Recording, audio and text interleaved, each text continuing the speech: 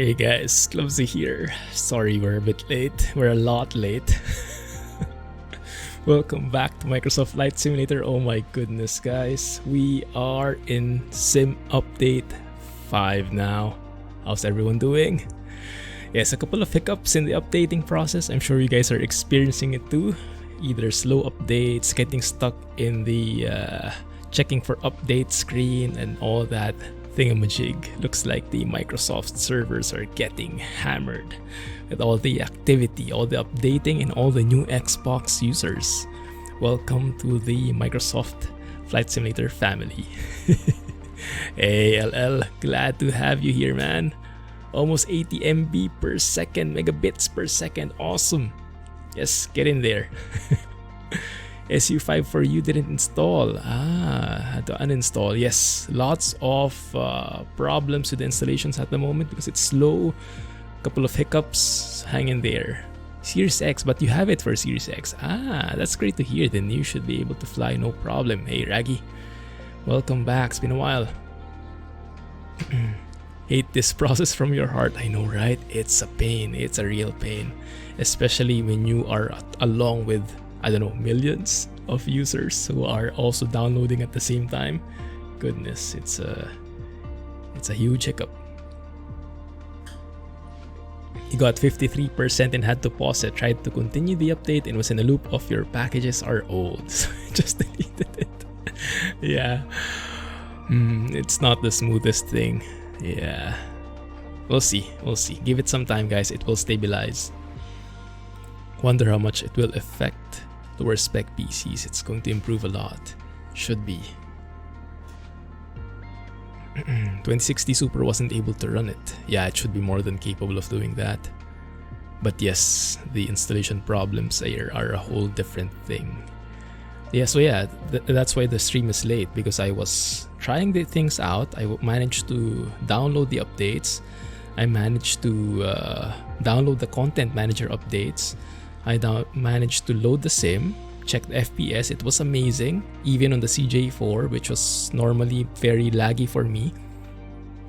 60 FPS locked, not maxing out the GPU, not maxing out the CPU. So everything was great. And I just wanted to try out a mod, so I went out of the sim, tried loading it again, and got stuck on that checking for update screen. And I checked the forums, a lot of people were getting it. So it looks like the servers are getting really busy. Yeah. Ooh, hey Calvin. How are you, man? Hello. Have you started drawing again? Oh, thanks for the resub, Raggy. I guess it hasn't appeared yet on my feed though, but I see you have a badge again. Thanks, appreciate that. SU5 should be able to run it fine with the new update. Exactly. Yes. How smooth it is here. You can see with the panning. Yeah. Let's have a look at the stats here. Although in the main screen, it's not really a problem for me, because in the main screen it's mostly the GPU working.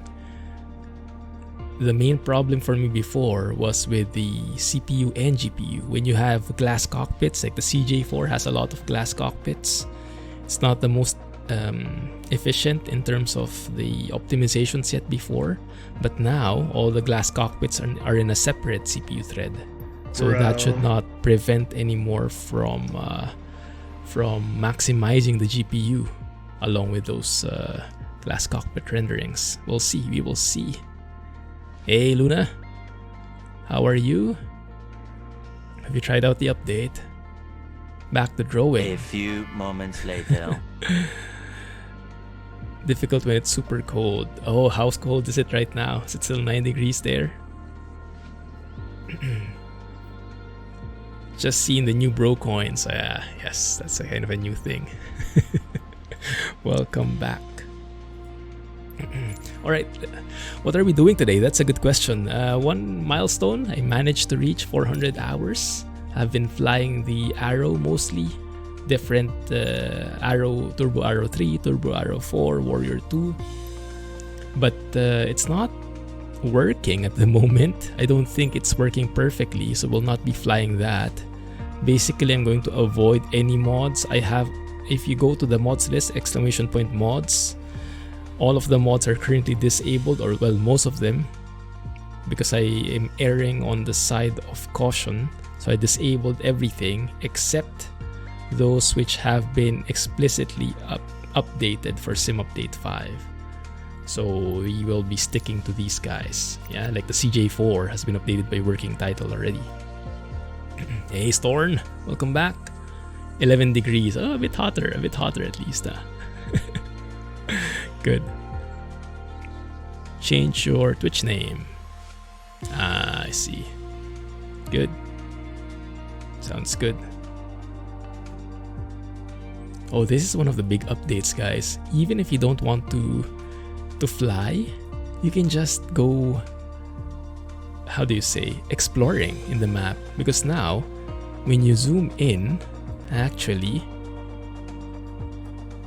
it works like Bing Maps now, really. Because as you zoom in, the details start getting more and more. Yeah, you can see the tiles loading in. So you get actual satellite imagery and overlays. So much so that you actually see the planes being caught on the satellite images. And you kind of see, oh, this is that gate. Okay, that makes sense loading in here. Because before, this turned gray, if you guys remember. This was turning gray when you zoomed in. And that was such an immersion. Well, I didn't realize it back then, but it was so limiting. Now that we have this kind of thing, it actually is perfect for picking which gate you want to load in, right? So this is like the GA ramp. And if you want to find a specific point of interest, you can do so as well. You know what? Let's go and do that for Singapore. Where is it? Where is it? Where are we anyway? I'm the wrong continent, I think. Honolulu, so it should be right here. That's the one. There it is. So let's see where Singapore is. That's Changi. Look at the beautiful satellite images here. Oh, that's interesting. I didn't even notice that before. You now actually have labels as well for each of the regions. Pasir-Ris, Tampines, Sengkang, Serangoon. These are very familiar places to me. Oh my goodness, that is so cool. Yeah, and you can change the time just so you get more daylight, you know, something like that. Or you can make it live time. And it works like so. In here you see all the points of interest.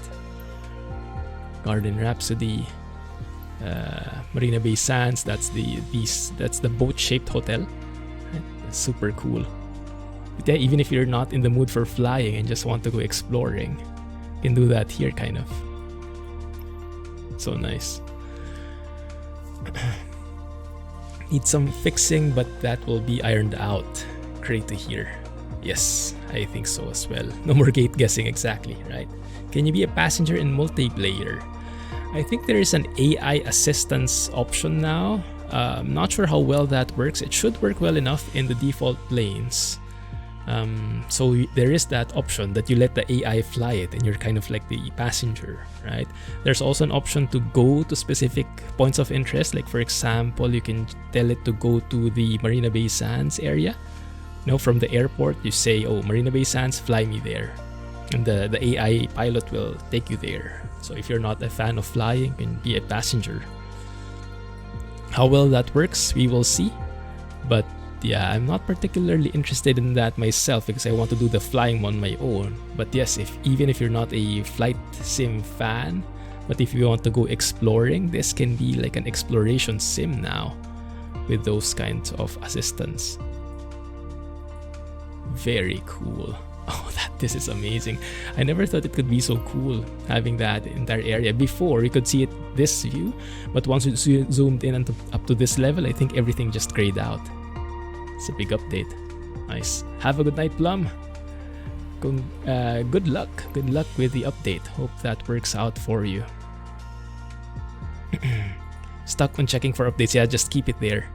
For me, I was stuck there as well, but eventually it will move forward. I guess they have some queuing system in there that when the server is overloaded, they are waiting for, maybe there's a queue and eventually you'll get there.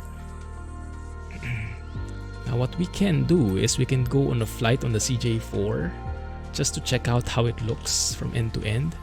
And I remember I do have a job here in Rapid City. Let's have a look how Rapid City looks. You guys familiar with Rapid City? Where is it anyway?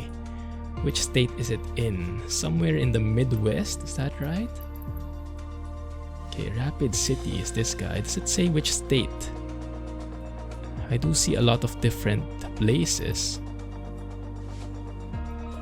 Yeah, not particularly, huh? Okay, that's okay. We can load it. Keystone. Oh yeah, this is near Mount Rushmore. I see. Cool. And they can pick which gate we're starting off from. That looks perfect. Ramp GA medium. Okay, let's go with that. It's 6 p.m. No, it's... What time is it there?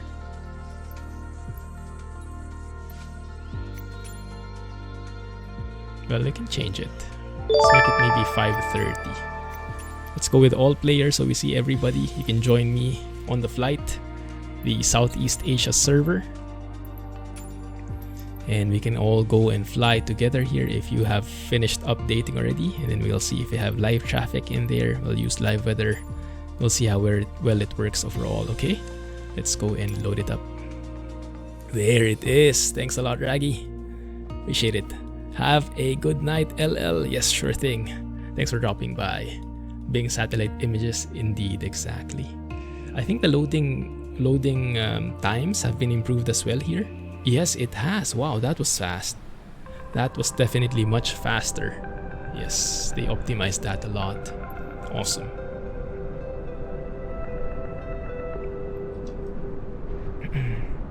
Yeah, I'm not sure. Does anyone know if that's possible? Like, I'm playing on PC. Can people on Xbox Series S or X fly with me? Like, can we see each other? That would be great, right? Yeah, that's fast without mods. Ooh. Look at the smoothness here, guys.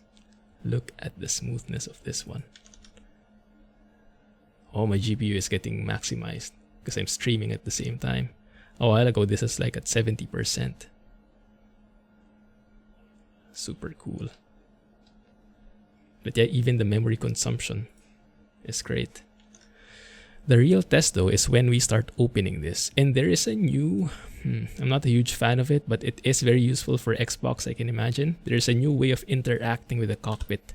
Just for completeness sake, I will show it to you, but I'm not a huge fan of it.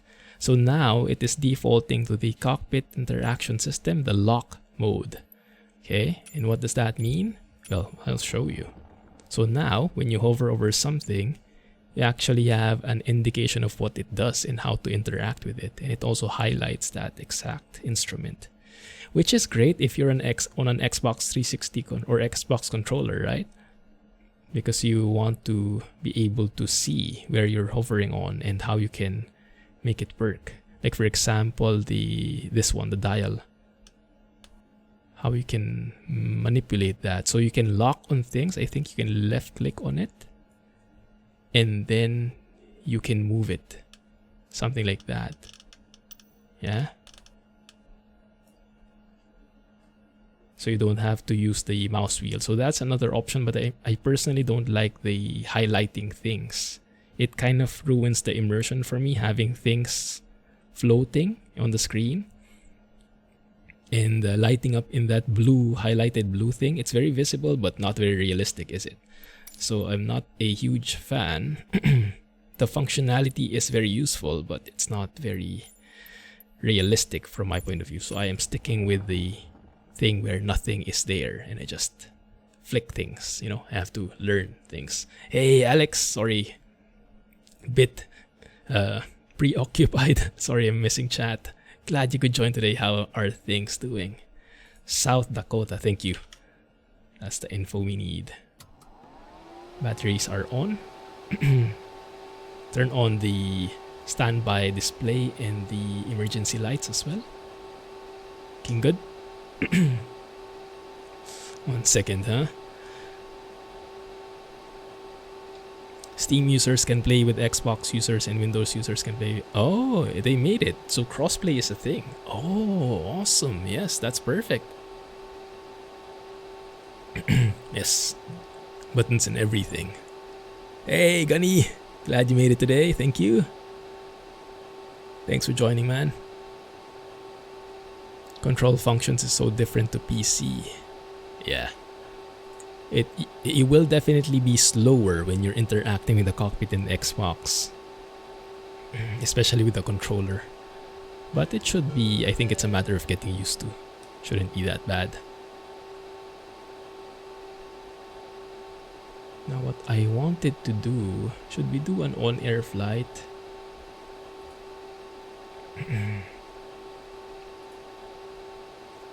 I'm kind of thinking about it. 2060 Super and Ryzen 7. Oh yes, definitely. I remember, well, 60 FPS, not sure. But yeah, I remember before the patch, when the sim first released last year, I had a GTX 1070 and I was able to manage high-end settings at 30 FPS in the busiest places. So it was more than enough. If that now reaches 60 FPS, it's possible, but we'll see, we'll see.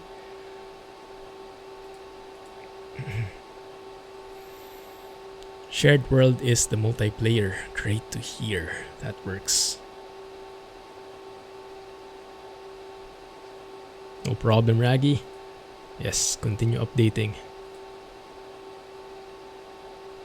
No worries at all. Between 30 to 40 FPS. Ah, I see. But it's on 4K, right? Series X. So this is on air. I'm looking for a job in Rapid City. I saw something interesting. K-Rap. That's this guy. Or maybe we should just fly around for now, huh? Yeah, I think let's just fly around for now. We can set that up, but I think it's best if we just fly around and see how the sim looks from outside, right? How it performs. Let's focus on the sim for now and not on the on-air stuff or the VA stuff. So we can focus on what the update brings, how it changes things. And that one I really want to remove still. A few moments later. That white thing, I don't think will ever disappear. Let's see. No, it's worse now. It doesn't disappear at all. Dang it. Hey, Slow PC. Series X gameplay actually running pretty soon. Cool. Awesome. It is pretty smooth in the Series X, huh? They've really done a great job at this. Alright, so let's set up something. Let me see if I still remember the stuff here. Let's see. So we have to pause init.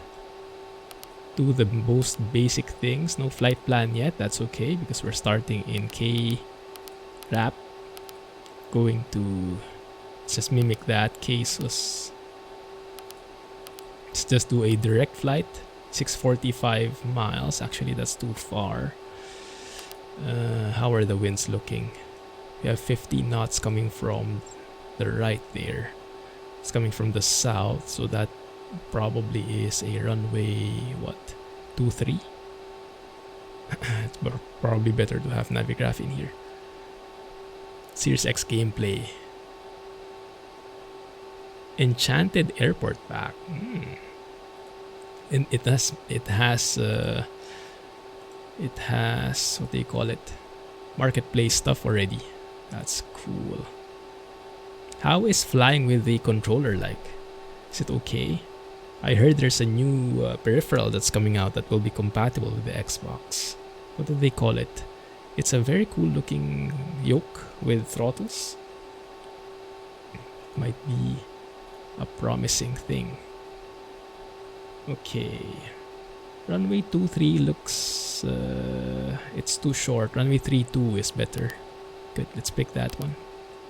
Nothing fancy. It looks okay. Now, one thing I wanted to try... Let's get the FPS counter in there just so we have more info. You can see the spread of the CPU load there. Looking pretty good. Turn on the beacon. Let's start the engine immediately. Just so we can turn on all the avionics and see how the FPS is doing. Before I was getting around 30 FPS here, especially on the ground, on the CJ4.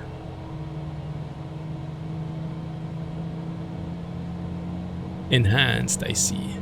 Enhance the airport back. Ah, yeah, I think I'm familiar with that. And I'm not sure if I'm a huge fan of that plugin. I have a 3080. Yes. Velocity, yes, I think that's the one.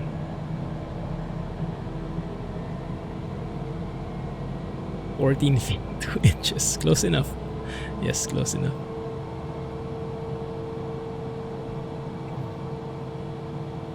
No, I think I'm, I don't know, 5'10" and a half? 5'11"? No, probably less than 5'11". Somewhere in between.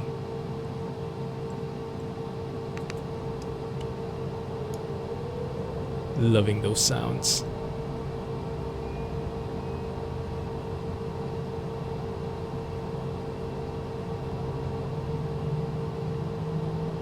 Let me see if I missed some messages. I think we're good. Yes. Honeycomb Alpha.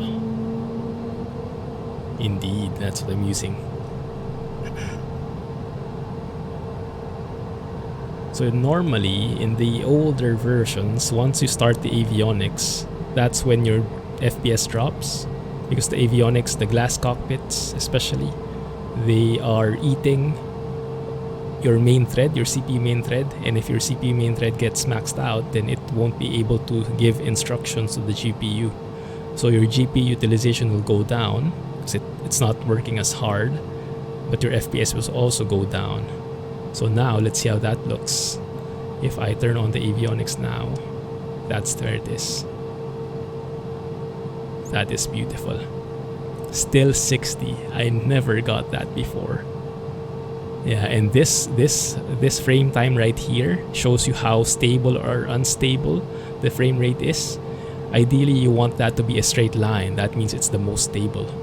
And the more stutters you have, stutter, the more spikes there are. You see there is still like that small spike every few seconds, right? But it's minimal now. Oh my goodness. And look at the load on the CPU.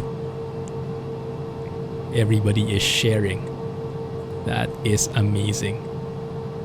Super cool. Let's go ahead and get the sim brief in here, just so we have a proper flight planned. So we know that we at least have the correct flight plan, and we have enough fuel to get to where we want to go. Hey, thanks for the follow, Kenny. Welcome to the stream. Sorry, Wolf. Yes, the Nightbot is a bit aggressive when it comes to links. There it is, the Turtle Beach yoke. Let me post it. Yes, this is my first time Sim Update 5. First time flying. So we'll check it out together.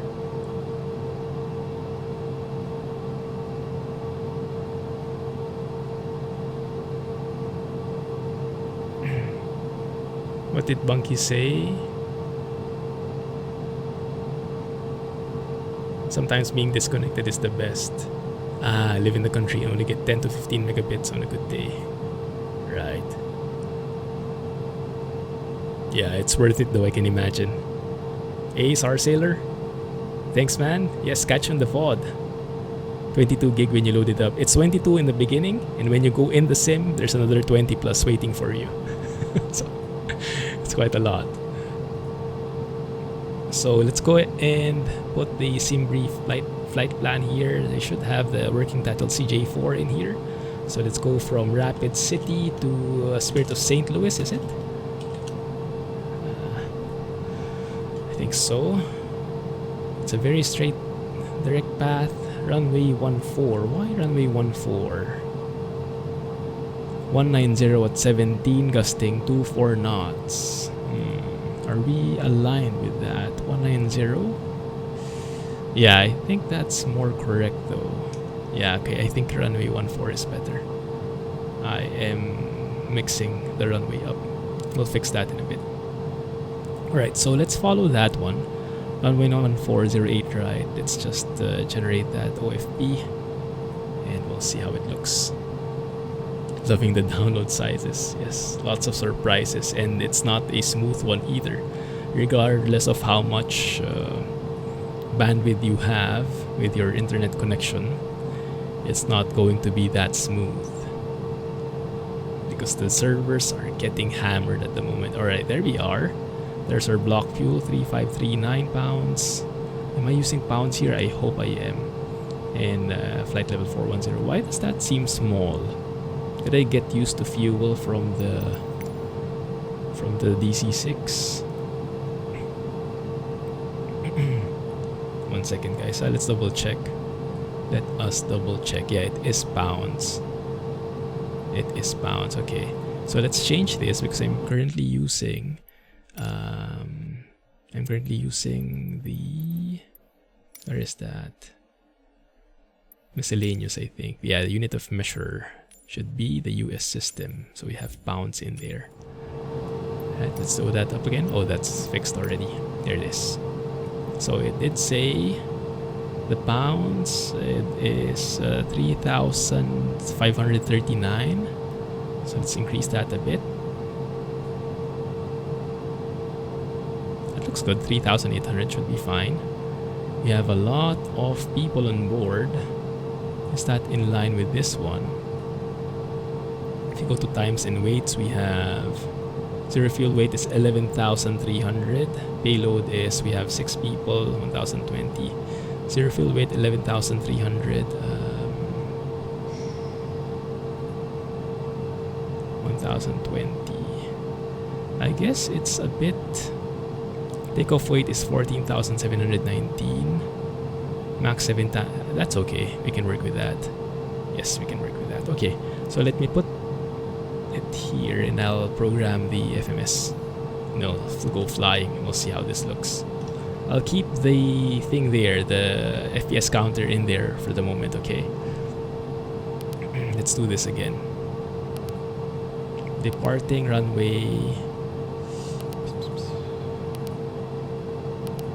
14 is what we want. Right. And then we're going to direct wrap. So we're not following any departures.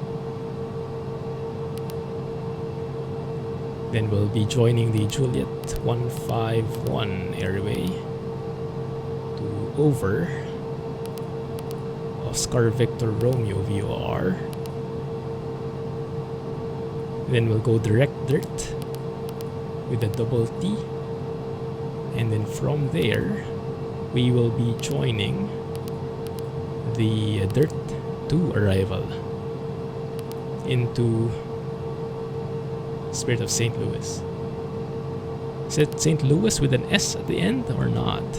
And then let's just pick that one for now. 1 second. ILS-08 right. For now, and then I'll adjust it later. Good. Looks good there. Legs page. We have a discontinuity on the ILS approach. That's okay. We'll fix that later. Alright. Looks good there. Perf in it. We are cruising today at 410. 1 sec, guys. I'll get back to chat in a bit. Just fixing this up. We have how many passengers? We have how many people? 1, 2, 3, 4, 5, 6, 7, 8.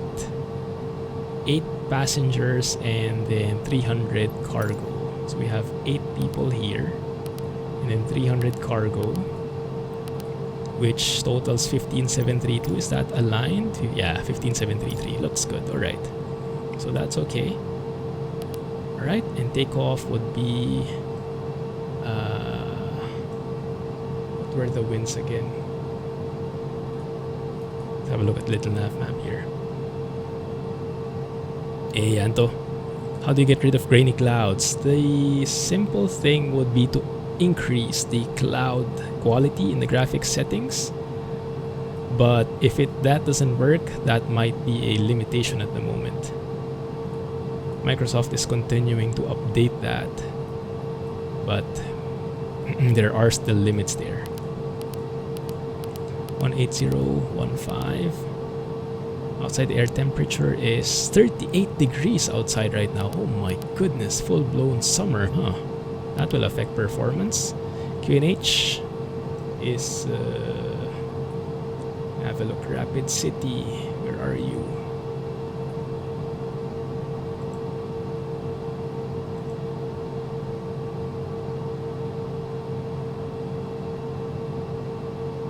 .181 17 knots, that's close enough. 299er3, okay. 299er3. Let's fix that on the barrow here. 299er3 also on the standby. And that should work like so. Takeoff. 299er3 looking good. Next page. So we have V speeds in here. Let's send that in. And I think that should be it, if I still remember my CJ4 stuff. Don't mention Christmas to Gunny, why not? He kind of a Scrooge. For some reason you're getting 16 today. It's great to hear. Good luck on the downloads, guys. Have you how far have you progressed with the downloads? Download speeds. Able to play at 1440 high ultra settings on 1070. Welcome back, Geek Squad. That's with the new update. Sounds awesome, man. That sounds awesome. Alright, so runway 14 is actually 144 degrees. So let's plug that in here. 144 degrees.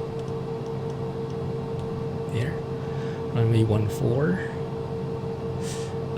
How do you start this thing now? Well, we have it started already, so let's put in the lights. I don't have my camera set at the moment. Nav lights, taxi lights should be okay. Strobes will turn that on later. Check my controls. First time I'm flying with this aircraft, guys, with the honeycomb. I'm actually not sure how it feels yet. Right, rudder is working. Speed brakes, that is assigned properly to my quadrant. Okay, throttles are working as well. Sounds good. Clouds look better on your 60Hz screen than on your 250Hz screen for some reason. That is interesting. Okay. Wonder why. Let's go with memory 1 here. Alright, let's go in taxi. Now where the heck is the parking brake on this one again? You guys remember? Is it this one? There you go. Okay. Yes, my frames are locked at 60 for the stream. Now in terms of altitude, let's stay at 6,000, or let's say 7,000 for now, just so we can see outside how it looks.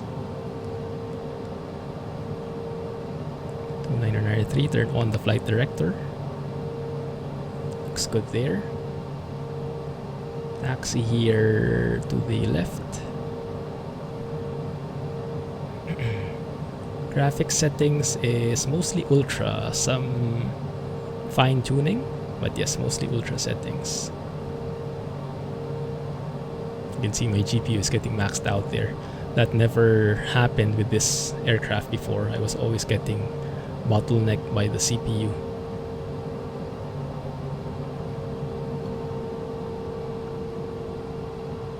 Let's go and make sure we have flaps for takeoff. I think that's one notch of flaps, right? I still remember this. 1 second. Oh, I don't have my mapping for flaps. It's going to get very hairy. 1 second. Let's go and do that, guys. Sorry for the delay. Alright, let me catch up with chat at the same time while I'm doing that. Streaming at the same time. Yeah, I know, right? So that should be even better if I'm not recording and streaming at the same time. So we have gear up and gear down, toggle landing gear. We have gear up for this one. No, this one. Yes. And we have gear down for this guy. Yes. And then we have flaps for increase or retract. Retract will be this one. Yes. And then increase flaps will be this one. Perfect. That should be okay. Flaps, perfect. There it is. I can hear it as well. Good. Flaps for takeoff. Is that indicating? Yes, it is over there for takeoff. Flaps 15. Alright. I'm getting a bit weirded out by how smooth it is. I am not familiar. I am not used to having this smooth of frame rate with the CJ4. Sim looks amazing on console. You've watched stuff about it. Yes, they've done a marvelous job at it. Hey, got a splash. Sorry for the delayed response there. Welcome to the stream. How are you? So we have V speeds. V1 is 98 VR. Our rotation speed when we're pulling back is 100. So at V1, 98 knots, we will be removing our hand from the throttle because that's the speed at which there is no return from. We cannot stop anymore. Once we hit that, we have to continue flying. Even if we lose one engine, we have to continue flying at that point. So yes, we will continue. Turn on our strobes here as we cross this runway. Look left and right. It's looking pretty good. Quality you're seeing right now on the stream, same as the console, but PC is always going to be better. Well, at the moment, actually, Xbox has an advantage because Xbox is on DX12 already, and the PC is still not. Although, to be fair, I don't think there's a huge difference with it yet. The developers have not yet utilized a lot of the X12 capabilities, so at this point it's not really that much yet. But eventually they will catch up to each other. Let's have a look outside how it looks. No, my tail number is still the 9er Victor India Charlie Lima, the one I use for the World Tour. I've heard a thing, one second, let's see, yeah.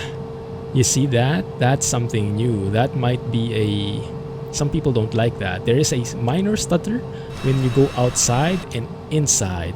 See? It stutters for like a millisecond in there or something. And some people don't like that at all. Xbox has ray tracing as well. Yes, I think because of DirectX 12 that gets unlocked. But I'm not sure if that is there already. I have not noticed a large graphical difference with it. Alright, so let's see. How do we do this again? If I remember correctly, the landing lights, right? Landing lights, turn on the pitot and static heaters, and we turn on the toga mode, which we can click through here in this hidden click spot here. And then we go to take off detent in the throttle, wait for V1, rotate, positive rate gear up, and then V2 plus 15, which is 112 plus 15, 127 knots. We go flaps up, and then yaw damper on, and then we'll follow the flight plan. The flight plan is basically Rapid City, and then turn left. So I'll try to hand fly it for the moment, and then we'll see. And then I have to go back to the climb detent at some point. Right, we'll see. We'll wing it. But that should be good enough briefing for now. Let's go ahead and line up. Yeah, first world problems. That's a very good point, Wolf. Yeah, it's true there is a stutter, but is it really that big a deal? I'm not sure. To be honest, not for me. We'll see. That is not there, right? Okay. Okay, we're starting to move.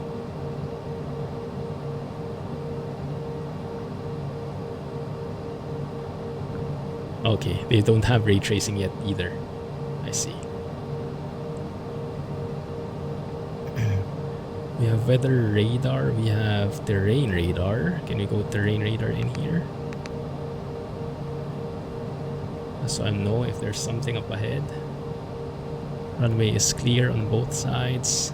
Yes, we have pretty strong winds coming from the south there, which is why runway 14 is perfect. They're coming a bit from the right, so we have to apply a bit of crosswind, right, aileron deflection, maybe something like that should be enough. Alright, let's try this. 50% on the throttle. That looks good on both engines, stable. Let's go ahead and I forgot landing lights. Just briefed it, didn't I? Turn on the static heaters and go to takeoff mode. And let's go to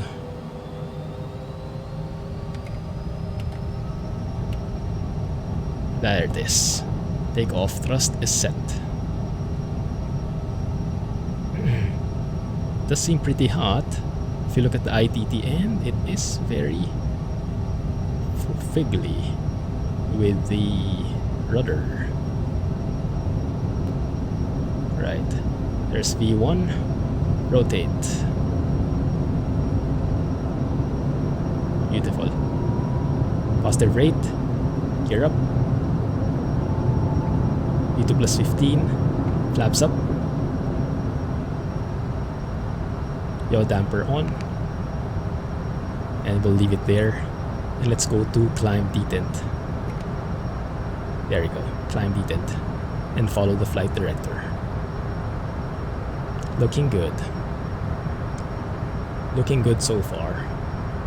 Now what I want your help on, guys, is to notice how things look from the outside. Because I'm getting reports that the draw distance is not very good. Like, things are popping in. You know, the tree's starting to pop in at some points when you're looking around like this. So help me discover it. Let's go and trim here. Nothing's going. Why is the ITT super hot? That looks wrong. Well, that might be bad. Let's go to nav mode. And let's go to flight level change mode. Looks good. Let's go to 240 knots on the change. There's our left turn. Let's go ahead and follow that. Altitude. 1,000 to go. Doesn't look too bad to me.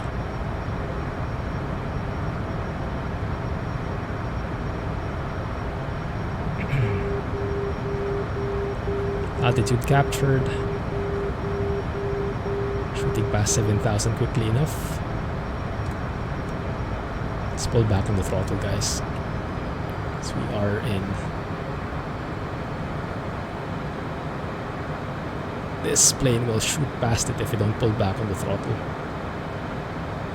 There it is, that's looking good. So let me turn on autopilot here for a moment. Okay, let's let it trim that thing. We manage the altitude here. And let's go and look outside. Ray tracing comes with DX12. PC version does not have DX12. Right. But yeah, to be honest, ray tracing is just like icing on the cake, right? It will make things a lot better, but not really the top priority at the moment. The top priority is, my goodness, getting 60 FPS. Ay. Locked. I have never gotten this before on this plane. Amazing stuff. Amazing. Cows don't how they move. What? Does reshade work on FS20? I've never tried reshade. I didn't find the need to do it. There it is. How smooth that is. I don't see many trees. We have trees there below. On the far distance, I don't see them getting rendered. Might be because we're at 7,000 feet. ETS2, I don't either. I'm pretty happy with the default graphics. But yes, I know some people who have been tweaking that. 240 knots, 247, getting to 250. Let's pull back on the throttle even more. Make sure we don't go beyond that 250 speeds, right? But yeah, my goodness, guys, this performance is unbelievable. We see trees there. At which point do they disappear? Still see some there, still see some there. Yeah, that does not look half bad at all. Looking great. Alright, let's continue our climb here. So let me set up, let's go direct to 410. Why not? 410 is our cruising altitude. Alright, let's go to flight level change. And let's go and push the throttles back into climb detent. There it is. There's climb detent. Now the plane will pitch up and try to maintain the speed that we set, 245 knots. Let's go and adjust that. 240 knots. We have a clean plane, flaps up, gear up. Looking good. It's just this one that is weird. The ITT seems like it's beyond the temperatures, the safe temperatures. That might be a bug in this sim update. That might need to get tweaked. But yeah, thankfully the failures are not modeled in. Look at our climb rate, guys. 4,000, 5,000 feet per minute on this jet. Oh my goodness, right? Oh my goodness. Let's take some photos.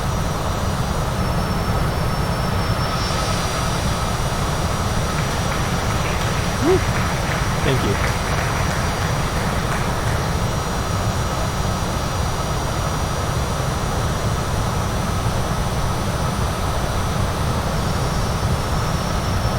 Haven't flown the CJ4 in ages. Glad to see that it's working better than ever.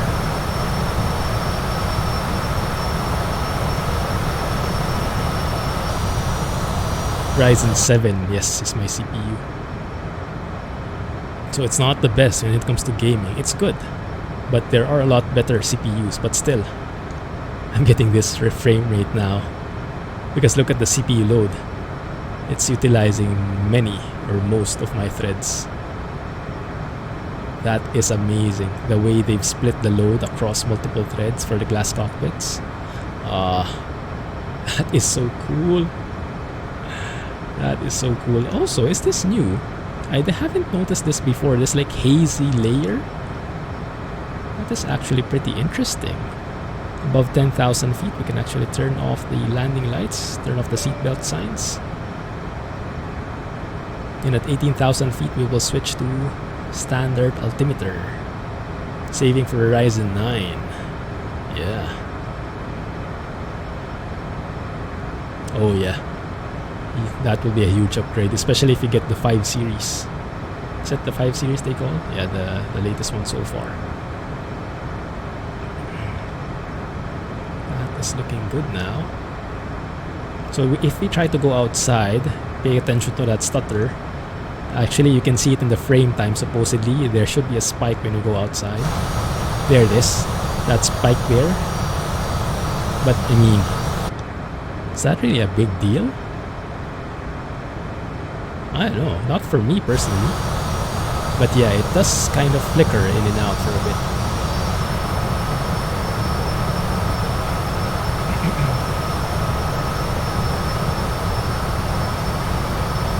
Let's get a bit loud, doesn't it? Let's lower the volume a bit there, halfway.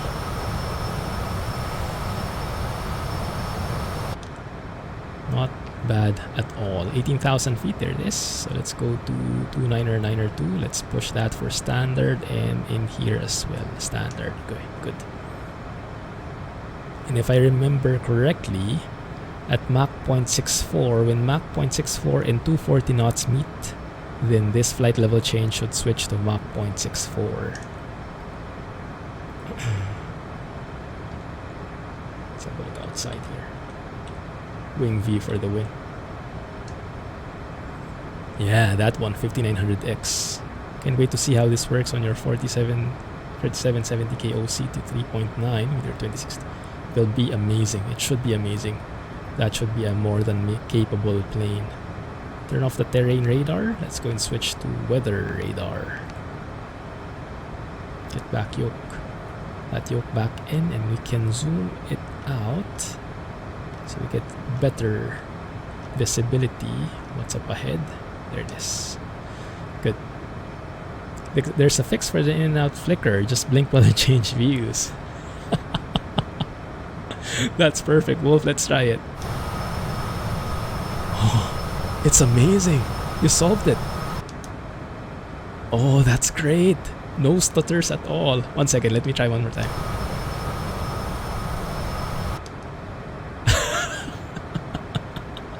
It works. Yes, that's perfect. Good. Hey, Tom. Glad you made it to the stream. No worries, you're here now. That's what's important. How have you been? Sorry guys, I'm back with you again. I'm back with you now. We're a bit more lax on the timings now. On the workload. Unlock your FPS and see where it goes. Oh yeah, that can be a thing. That's true. Let's try it. I doubt we can stretch it much more because I'm streaming and recording at the same time. But if you go here for Flight Simulator, I just zero this out. You can see the FPS goes up to, well, not that much, right? 64, 65. If I make it the active, it goes higher. Oh yeah, it does go up. 74 now. Wow. Hey, if Rohan is here, he'll be happy. We just reached 75. It does get more unstable in the FPS, you can see, but still, right? Oh my goodness. Oh my goodness. Actually looks great. But yeah, I'd rather keep it at 60. It's not that distinguishable anyway, and it's much more stable FPS, and it's much better for you guys for the recording and streaming. Because yes, studies have found that going higher than 60, but not being an exact multiple of 60 FPS is not the best when it comes to recording and streaming content. Cool. How long ago did they take off? How long ago, guys? Maybe 10 minutes? Yeah, not that long. You never complain, ever. I believe you. So some are complaining about the tiny spike in the tree pop-ins. Yes, of course. Why not, right? Why not? There's so many things we can complain about. Yeah. Why is that looking blurry? Wait a minute, I'll do the trick. Ah, perfect. No more stutters.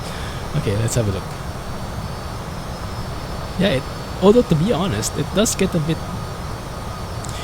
a bit low res, this satellite image right here. It looks lower than usual, but it might be more about this place and not really as a whole. We'll have to monitor that. Now, if I look here, GPU memory usage is 7.4 out of 10 gigs. Amazing.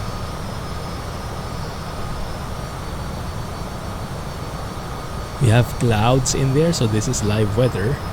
It just is very clear weather here right now. What is that? Did my engines just collapse or something? Look at that. We lost. What happened? Yeah, we're losing performance here. I bet I know what it is. Yes. See? We have still a bug. Oh, I hate that. This happened before to me already. Look at this, guys. Outside air temperature right now, or the static air temperature, right? The outside air temperature is 41 degrees. Imagine, 26 feet up. You're still at 41 degrees. It's even hotter than when we were on the ground. And if you compare that to the ISA, the standard temperature, it's 85 degrees Celsius hotter than what is standard. So definitely not a normal thing, and so much so that the performance of the plane is severely impacted. We can't even climb anymore. We're staying level and lower than the speed that we're at. So this is one of the live weather woes that sometimes we have. Maybe someone clicked a wrong thing, an intern clicked the wrong thing in the live weather department. So we have to wait for a different sector to get this the correct weather again. But yeah, that will cause the fluctuations in the performance. Exactly. Global warming. Yes, it's a taste of things to come if we don't do something about it, right? No, that's actually not true, Tom. The higher you get, the colder it gets. Even if you're getting closer to the sun. But yes, it gets colder and colder normally.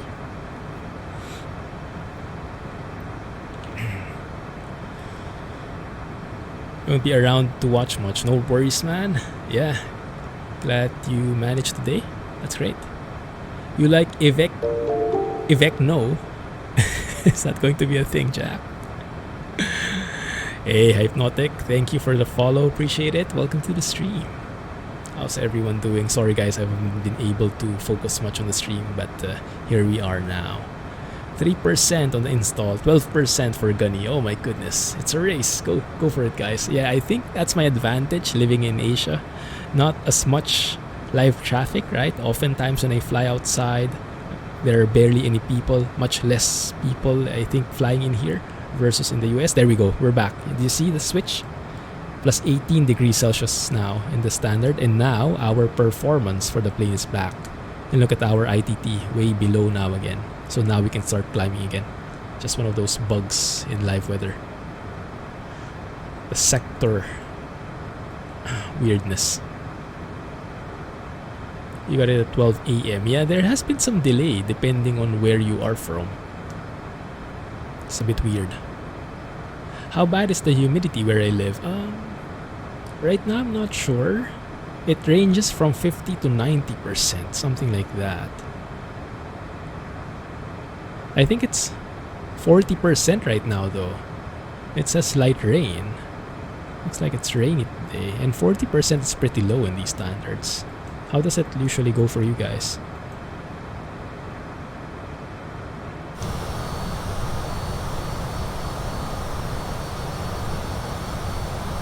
I do see some clouds there. 11 a.m. EST, USA. Yeah, same. I think it's the same time everywhere, ideally, because here it was 11 p.m. last night, which is 11 a.m. EST exactly.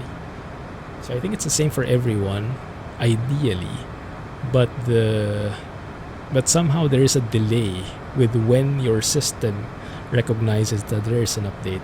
That might be where the lag is. So, but just give it a day or so, and it should be back in shape. Let's have a look here. If we turn on, I think if I remember correctly, I think it's MFD data. 1 second. Display menu. There we go. Window would be on. Yes. So we should have 1,000 pounds left by the time we arrive, and that's constantly improving because as we climb, we are getting better fuel economy. So if you look at the fuel flow, where is it? The fuel flow here, pounds per hour, that is getting lower and lower as we climb, because these engines are very well optimized for going as high as possible. It's much more economical for these jet engines that way. They are very inefficient in lower altitudes, so that should continue getting better as we get closer. How long will it take? It will take 1 hour and 22 minutes. Okay, we can go with that. We'll see. That will probably change as we reach our cruising altitude and as we get our start accelerating to our cruising speeds. So we'll see. 200% when we're working and 20% on our way home. Which one is that, Gunny? It's a worldwide release. Right.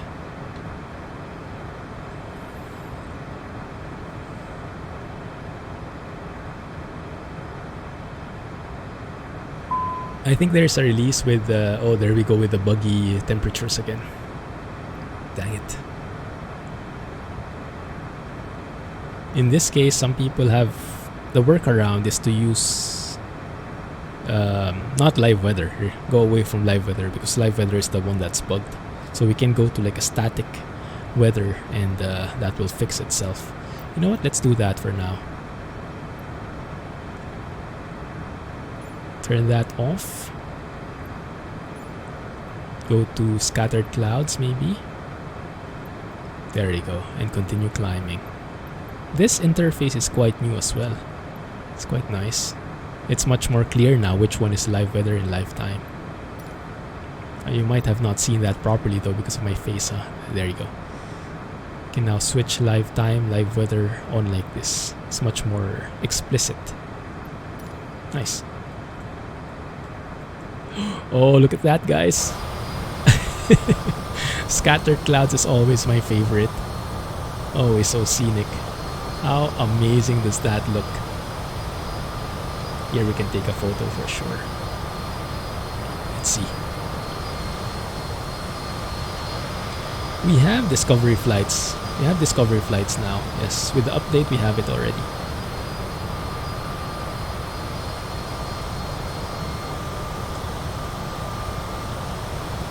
My goodness, that is amazing. We also have contrails at the back, looks like. Or chemtrails.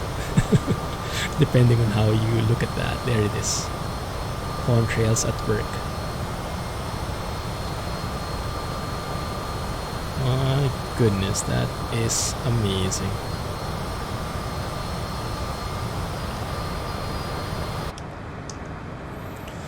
Definitely huge optimizations in that front. I just have to remove that bar. Why are you not flying then? That's a good question. Yes, so if I press escape right now, there it is. Activities, we have discovery flights there. I'm not even sure why activities are in the main menu now. Yeah, discovery flights, it's here. Flight training, landing challenges. So all the new activities in the Xbox release that you guys saw, they are here in PC now too. So they are pretty much on even footing. Yes, exactly what Raggy said. Oh, humidity. 200% when you're working. Goodness. Sorry. A thing. Going past 100% relative humidity. But how cool do those clouds look, right? Man. Oh man. Beautiful.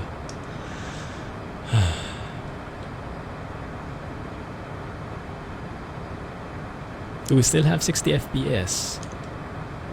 We do. It's the same. Altitude. It's one thing that boggled me 1000 to go. It's one thing that boggled me. How can that be? That regardless of which clouds you have, it's the same load on the GPU. Because I remember very distinctly in X-Plane, your FPS would vary, your GPU load would vary depending on how much clouds there were. So if there were a few clouds only, then the GPU impact would be minimal. But if you have overcast clouds, then that would be the heaviest on the frame rate, on the GPU particularly.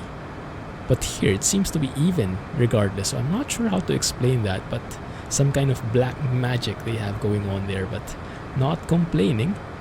Because how that looks, how can you complain with that view, right? Oh my goodness. It's beautiful. Same update. Ah, yes, that makes a lot of sense because it has to be on the same version for to play together, right? Makes a lot of sense.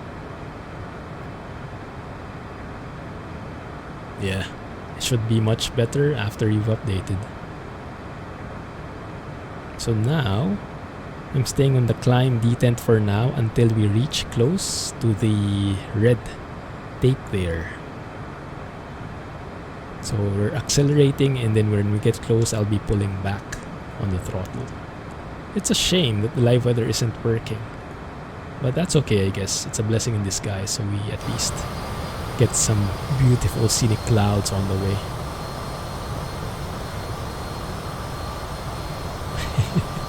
Sorry, I'm just appreciating how beautiful this sim looks. 'Cause how can you not?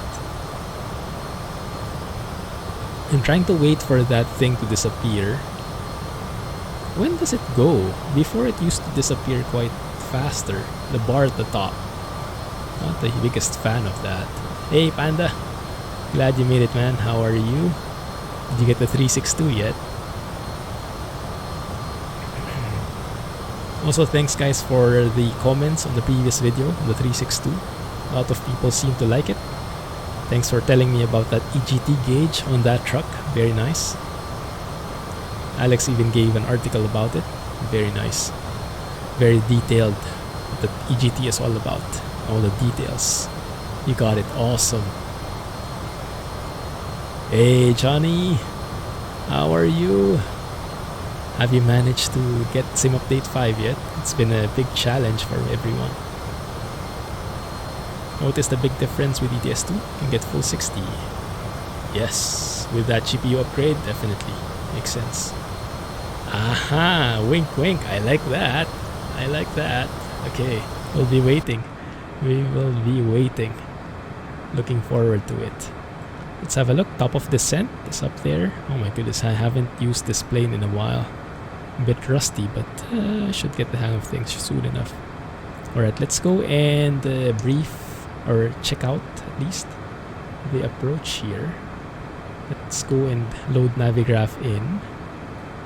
We should be able to get a new flight. Get that from SimBrief. Yes, the Rapid City to St. Louis, exactly. And we should be able to say that yes, this is the Dirt 2 arrival that we'll be joining. Let's spin that. So Dirt 2 arrival, expect to cross Dirt at 13,000, okay? And then Seddon, Bergy, and then depends which runway we will be landing at. If you'll be landing 26 left or right, expect radar vectors to final approach prior to MCA. Okay, so before we reach MCA here, we are expecting to get radar vectors from ATC. Okay, but since we don't have ATC at the moment, then we can vector ourselves in. That should be fine. Just go to heading mode and vector ourselves manually. It should work. Not very fancy, nothing fancy here, I think. Pretty straightforward. Initially, we were expecting runway 8 left and right, but because we changed weather here, these winds always are coming from the west, I think. Let's see the weather. The winds are coming from, let's say this one. Yeah, winds are our default coming from the west. So runway 27 would be a good landing. But maybe we switch back to live weather later as we get closer to the airport. That's one thing we can do. We'll see. Getting pretty close to the speed tape. That's great. Alright, so let me now pull back on the throttle here. Let's get this in. Pull back on the throttle. There it is. Let's go to maybe 95% N1. That's normally a good spot to stay at. Let's go and find that that secret sauce, that secret spot. 94.8 and 95.2. That should be even enough. And we'll just see if the speeds change as we get closer. Let's have a peek. I'm feeling brave. We might overspeed the plane though with a sudden change in weather. That might be scary. Yeah, let's just stay here. Let's just stay here. You know what we can do? We can even give ourselves a nice tailwind. So if we go here, let's say add the wind layer, right? And then we can drag this guy to 40,000 feet. Winds at 40,270 feet. We can say coming from the west because we're headed east. Let's say the speeds are 50 knots. Let's say like that. Which is actually pretty realistic. This high up, sometimes you have more than 100 knot winds even. So that looks good. And now if we look outside, yes, we do have 55 knots here. So our true airspeed is 388, but our ground speed is 437. Amazing. I like that. If we're going with fake weather, might as well put the odds in our favor. Now one thing I noticed is we are dropping our speed significantly now. Maybe 96% is a bit too low. Let's go to 97. Just matching it up there as close as possible. Because I have one throttle each now. One axis each now for each throttle. They are separate now. So I have to control them separately, align them separately. Hey, Secret Spy, how's it been, man? Been a while? Welcome back. Have a good night, Raggy. Good luck, good luck. Thanks for being here. Going camping again Saturday. Nice, man. Enjoy. We'll be waiting for more stories. Right now you're flying in flight sim to where you're camping for a week. Sounds like a good plan. Scouting the place. We can even see the thing in Google Map and Bing Maps rather, right? In the sim. Oof, look at that view. How fast were your download speeds for the sim update? Hey Urger.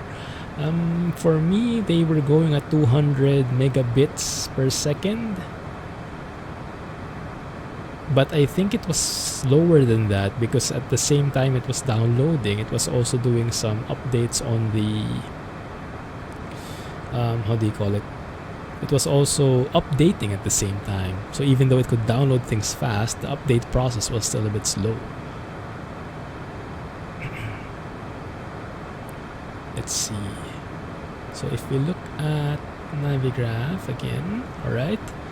So we can try to switch to live weather later, or no, you know what? I'll just do it this way. Let's just not use live weather at the moment. So let's go and plan for a 2-6 left or right approach. So let's go and check out the. We'll change that. Let's go and check out the chart for the airport.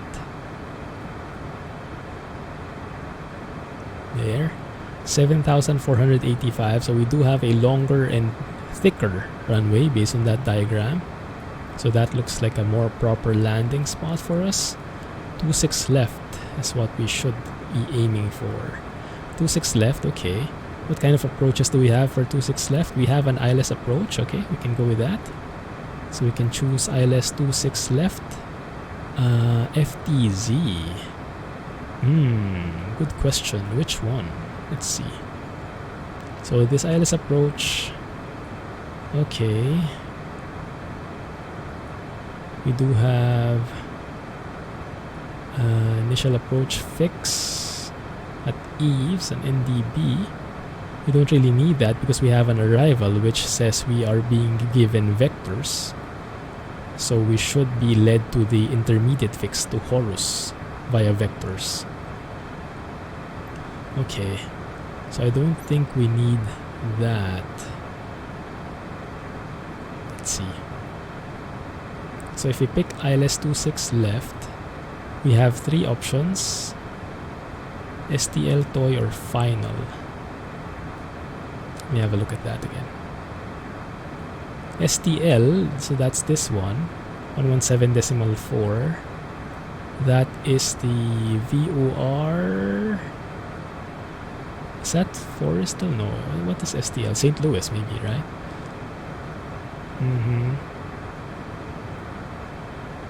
No, I don't think that works for us. Let's just go with vectors here. Just final. So ILS 26 left and just final. There it is. There you go. Perfect. So at this point, we'll be given vectors for there. Because if we choose the other ones, ILS 26 left to from St. Louis, that doesn't make sense. Goes all the way around. And the other one, toy, is even farther. Nope, doesn't make sense. So let's go with that. So let's program that here.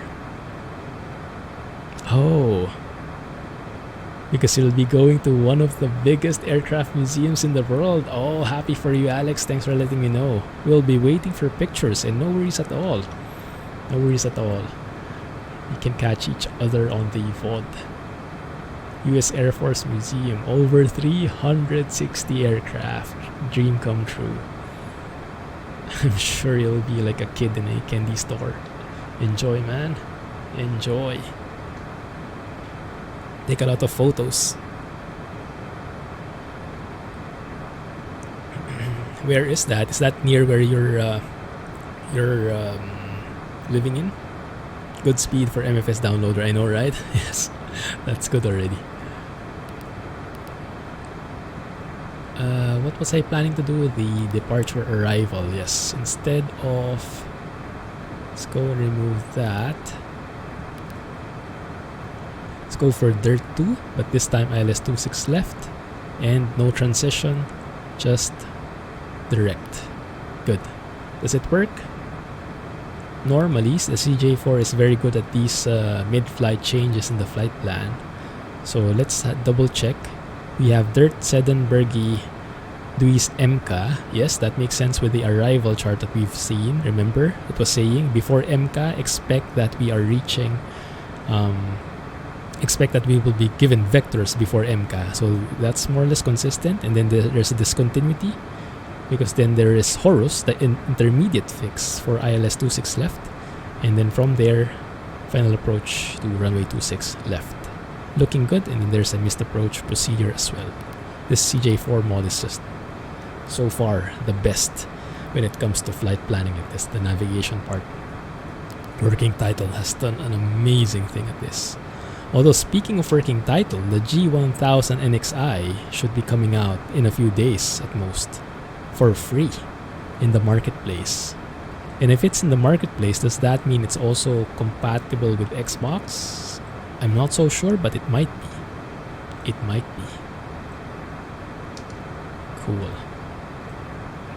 Alright, so one more thing I wanted to program in is if we go to the arrival, it does say expect to cross dirt at 13,000. Now it's not programmed in the FMS, but I think it's normally what the ATC will give you. So let's go ahead and program that. Let's assume, let's simulate that we were given an instruction to cross dirt at 13,000, right? Expect to cross at 13,000. And you have those lines below and above 13,000 that say you are expected to be exactly at 13,000. Not above, not below, exactly at. That's why you have those two bars.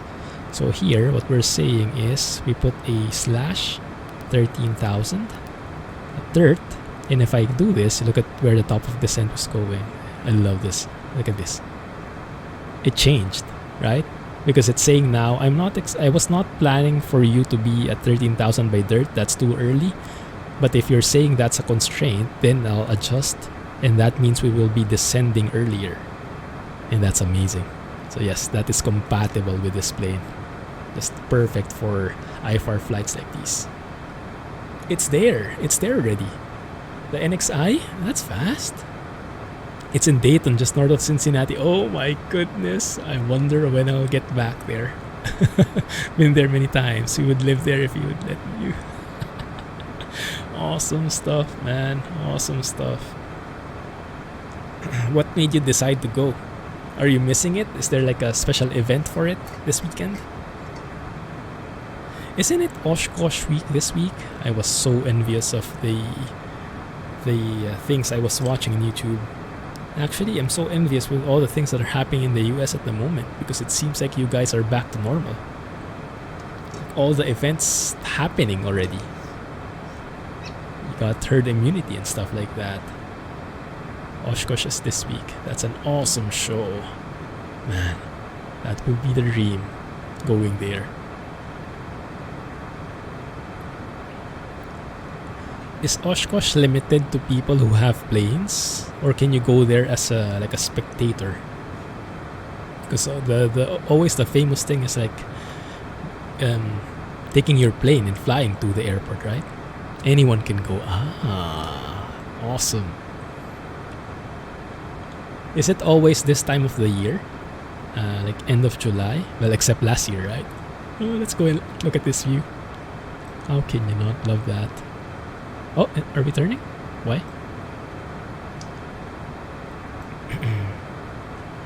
We are turning, kind of. Looks okay though. Let's zoom in a bit. Top of descent around 200 miles. So now we can get an accurate fuel estimate here. 1,800 pounds left. By the time we land, we'll be there in 55 minutes. 13:36. Is that local time or is that Zulu? Not so sure. Might be Zulu. Yeah.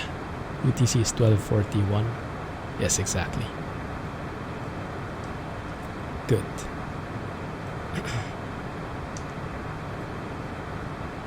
Flying there is too scary, I know, right? All that activity. I think there have been a couple of incidents from what I've seen. And it's not far off. Nothing too serious, I think. Although I think there was one guy, at least one guy, who landed without the landing gear down. So he had to do like a barely landing. I think he forgot to extend his landing gears.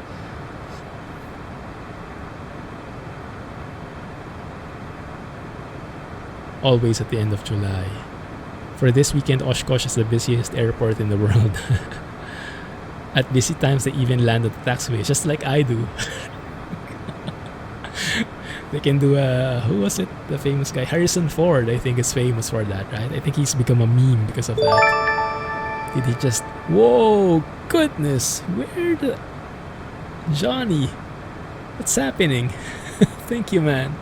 Goodness, just gifted 5 subs.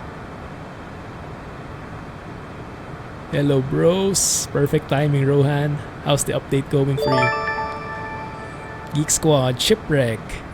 It's been... Sorry, not to read it. Tom and Aloha Money. Enjoy your gifted sub from Johnny. Amazing stuff, man. GG. Thank you. Appreciate that. That is totally unexpected. But totally appreciated as well. 63 FPS for you? Oh my goodness. Which aircraft is that? Beautiful. Thanks, man. So our top of descent, what I wanted to do was actually put in the MFD display menu, the VNAV, because it should say here, there it is. So top of descent is in 31 minutes. Is that right? 255 nautical miles. I don't think that's correct because it says here that should be closer. Am I reading this wrong? That might be a bug. No, it's actually correct. It might be No, that top of descent might still be based on the old, on the original top of descent.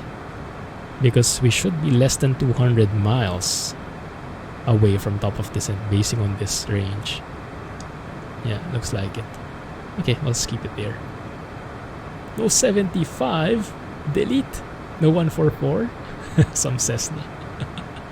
Yes, after we finish this flight, let's go on a smaller planes, go touring around. I would want to see how the VFR looks like, how the cities below look like. Do you guys have any recommendations which city we should explore? Maybe we should explore one of your hometowns so we can have a local tour guide.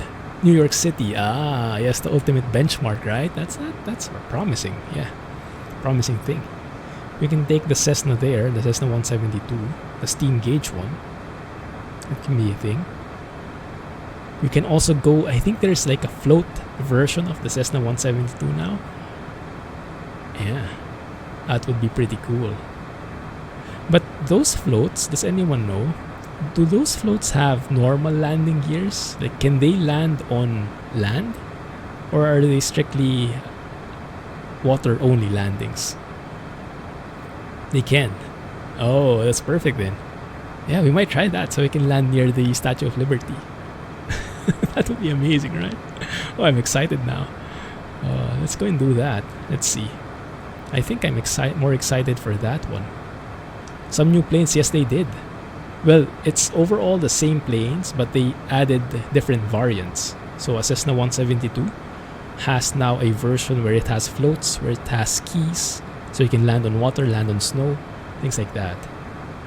I think there's even, has that been implemented? Like a bush plane setup where you have super thick tires for landing in rough surfaces. It's like a hybrid plane of some sort. That's what you tried. Ah, nice. An MD airliner. Oh yeah, that's the, what they call it, Opti-I or something. You can't fly it though. You can explore inside, but you cannot fly it. Yeah, but they wanted to put it in the sim because it's a great thing. I never heard about that before. Have you guys heard about that? What's the name? Does someone have the exact name? Type it in chat. But it's an organization that I think either educates people or really treats people medically for I don't know the details. I'm not qualified enough to share. But I think it's something around maybe eye surgeries or something like that. So they fly the plane, which has a full-blown like hospital inside the plane. You can think of it that way, like a mobile hospital. They fly the plane to areas which don't have access to these kinds of medical services, and so they basically have a mobile hospital. It's amazing. And that kind of advocacy. That's the one. Orbis Flying Eye Hospital. Thank you, Wheels Up. That is free, but no, you cannot fly it. Okay, just to be clear, you cannot fly the plane in the sim. You can look around it and see how the facilities look like from inside. So it's like a virtual tour. But yeah, they would have to model the plane because I think it's MD-11. There you go, an MD-11.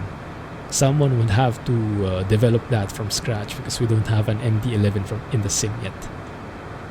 If someone can work on that eventually, then that would be amazing. Speaking of amazing, how amazing is this view, right? Oh, fluffiest clouds ever. I wonder why I'm not seeing them in my weather radar though. Interesting. Alright, so let's see. Now, I have one more test, and this is a good excuse. We have 60 FPS locked above the clouds. Everything's working fine. If we increase the sim rate, will it stay at 60? I have my doubts, but we will see. And this is also a good excuse for me to finish this flight earlier so we can do that visual flight in New York. Okay. I've hit the increased sim rate twice, so we should be on a ×4 sim rate at the moment. Still 60 FPS, guys. Mostly. A few more stutters in there, but still. Mostly 60. Unbelievable.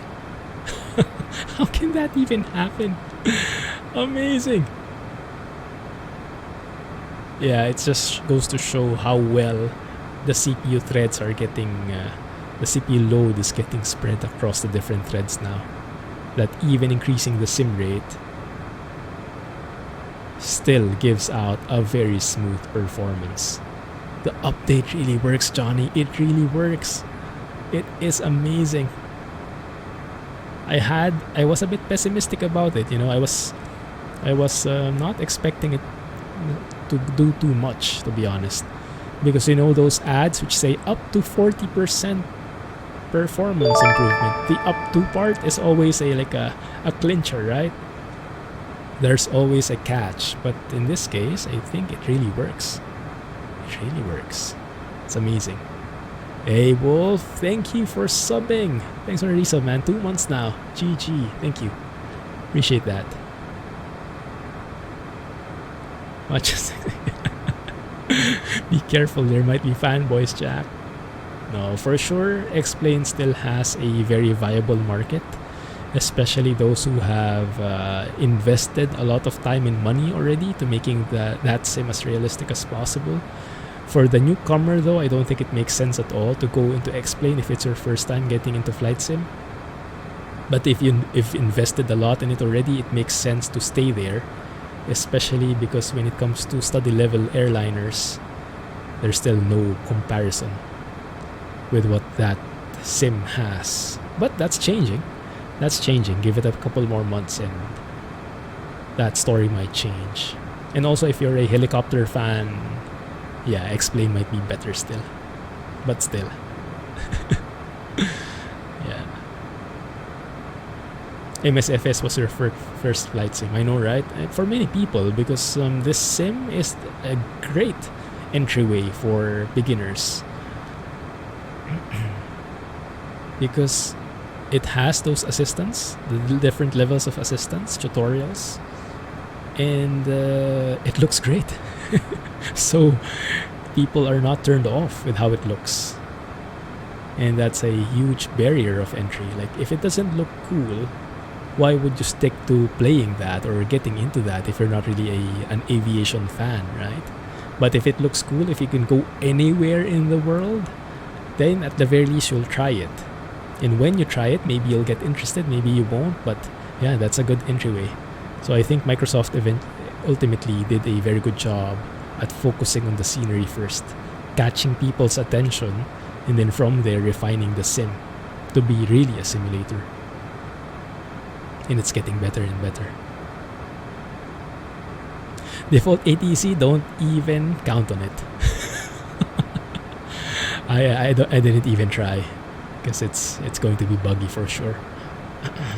Oh, this is the new thing, guys, the flight assistant. Look at this. So ideally, you can let the AI take care of piloting for you. So if you don't want to fly, you just want to go somewhere, you can go and look for landmarks, fauna, airports. You know, it says even how long, how far away it is from you. Just set as destination and the AI will take care of it. I am not personally into that, but I know some people are, so it's a great feature to have. Just want to be the passenger, right?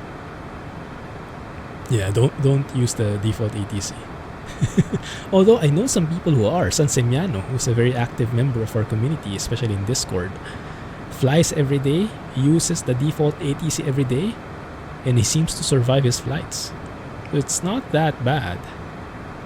You just cannot expect it to be fully realistic, but it should get you to where you're going in one way or another, I think. I hope. Alright, let's speed this up. Let's have a look if this is actually updating. 61 miles. Yeah, that's still not accurate, right? 59 when it should be less than 50. Unless maybe that's accurate and maybe this one is not. Maybe this range ring is not accurate. One of those things. Could be. Need to stream a 360 rest to speed. Is it eating away at some bandwidth? My bad. Do we not have quality options at the moment? Transcoding? Sorry about that, man. But I don't think it's your internet that's the problem. I think really the servers are just hammered. So even for me, I wasn't able to maximize that at all. I wasn't able to maximize my settings, my download speeds. In-game ATC vectored you into a mountain last night. That sounds familiar. You guys know the Tenerife volcano incident? My first encounter with a volcano. Too close for comfort. Yes, for sure. Saw Scott Matt. Welcome to the stream. Exclamation point Discord gets you there. Everyone is more than welcome to join. As long as you're not a troll. Thank you for joining the stream. There it is. Thank you. Hey, wild dog. Alright, 99% on the update, Bunky. Go for it. After that, you can start downloading the content manager updates. But it's a step forward, right? You're halfway there. SES learned something. And look at that view. Look at that view. How can you not love it?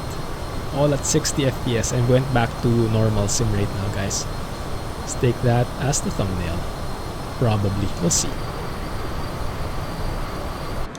My goodness. Okay, let's see. So we are pretty close to top of descent. So if I still remember how this works, let me see. We can enable VNAV. So we're now at V-Alt-S, which means VNAV is active, which that V is indicating.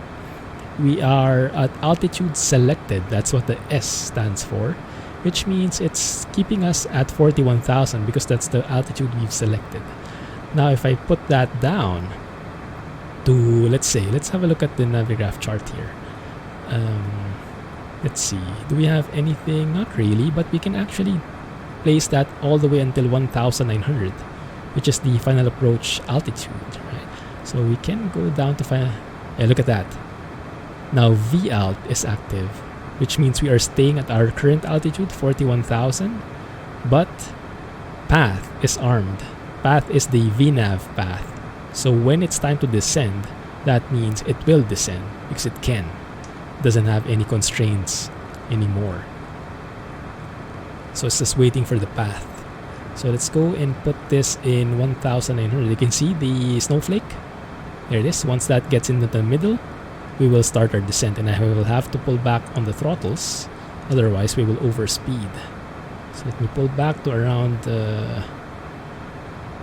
let's say 80% maybe, and then we'll adjust from there. There it is. VPath is active, and now we're starting our descent. Amazing stuff from the CJ4 mod. The main thing that was preventing me from flying this plane before was the performance, to be honest. I was not too happy with its performance. But that was understandable. Oh, I have to pull back even more. Flight idle, I think we have to go. Almost. Yes, there we go. Okay. Flight idle it is. There it is. We're in VPath now. And we have to continue descending. Sorry guys, I'll get back to chat in a bit. Let me just take care of that. 1900, right? But the cool thing is, we should be crossing dirt at 13,000 exactly. Now, there it is. That was what I was waiting for. So now we see that the armed mode is Alt V, not Alt S. That means an altitude constraint exists in the V, in the VNAV, in the FMS. So we programmed 13,000 here, if you guys remember. 13,000, and that's what it's seeing. Yeah, so it's saying, yes, I'm following the path, but later on I will be limited by the vertical restriction, the 13,000. So that means we will be staying at 13,000 later. Pretty cool how it all works. Yeah, I have to test fly the heli now. Should get a quicker feel to it. Oh, you mean in terms of FPS? That's true. It should be pretty smooth. Turn off autopilot is how it works. Why? Oh yeah, with the helicopter though, with the Bell 47, no autopilot at all. Oh, it's in the marketplace now. Thank you. We should try it. We should try it. Hey, maybe that's what we can do. We can use the G1000 version of the Cessna 172. And let's see if that will be exactly what we are. Well, we can tinker around with it, right? No, it's free. It's free, Rohan. G1000 XI is free. That's by working title, which are part of the Microsoft team now. Not actually sure what their arrangement is, but it seems like they are third-party contractors who are doing stuff for the sim directly. Something like that, maybe. Yeah, free. We'll check it out here after this flight. Yes, I know, right, Geek Squad? You're not alone. You are not alone. We are getting so much more people in the sim because of all these updates. We have both the casual types who want to fly around, mess around, group flying, and not really following the rules, but just enjoying, you know, which is fine. That's a valid thing to do in a simulator like this. Not really focusing on the simulation, but more on the sightseeing and more on the enjoyment. And you have other people who are sim enthusiasts who like it as realistic as possible, and you have people all around that spectrum. But regardless, they're getting into the sim, so no complaints from me. And that's great. The more people we have, the more traction we'll get with this sim, the more products we will be getting, and hopefully more quality products at that. Yes, looking forward to the future. Awesome stuff. Now my hope is when we finish the flight, when we go to the marketplace, it will be there and I don't have to restart the sim, because if I do, we might get stuck at that checking for game updates again. I'm not sure if I'm willing to do that. So if we don't see it in the marketplace, we'll not try it today, but we'll try it eventually.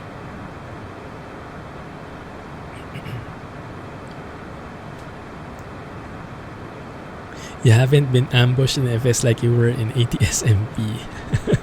That's the good thing about MP in Flight Sim, right?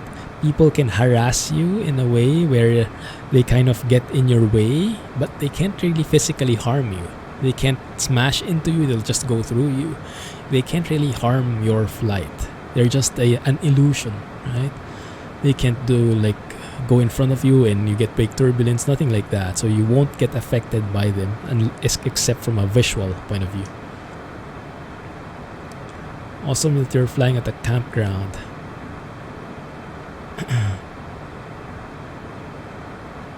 Sorry, didn't get that. Pertaining to Gunny. Oh, you're replying to Geek Squad.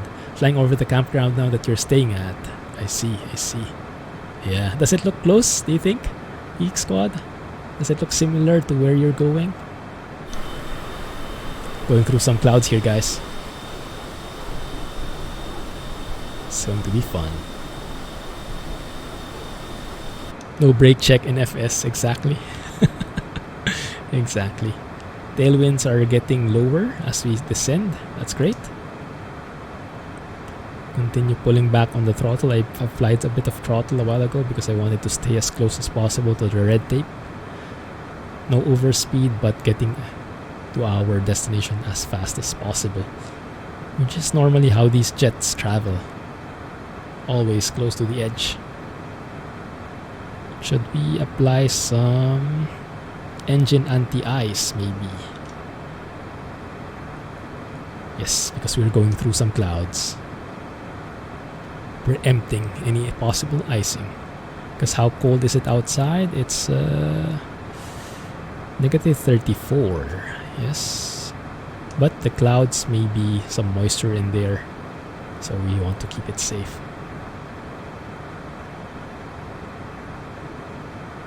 That is just beautiful. That is just beautiful.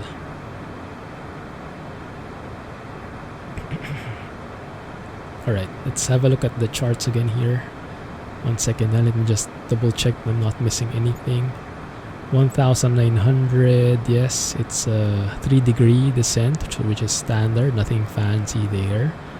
Missed approach, we'd have a decision altitude at 662. Okay, let's plug that in if I remember how to do that. I think it's the refs menu. 1 second. Refs menu. Oh yeah, we have to compute our landing speeds. Yikes, I forgot about that. Okay, it's a thing. 1 second. Okay, let's just plug this in for now. Go to Baro and set that up to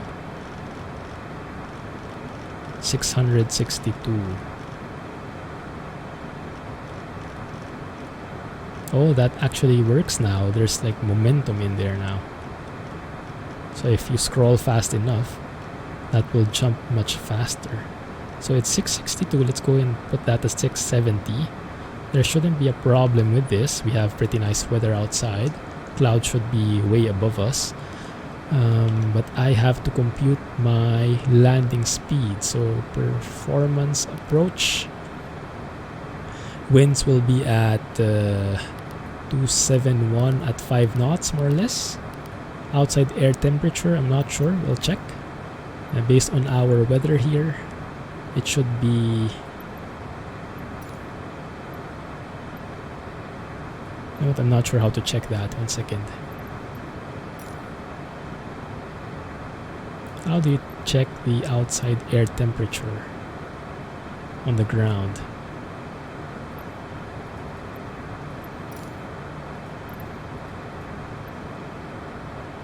If I X this, I think it will remove that layer, right?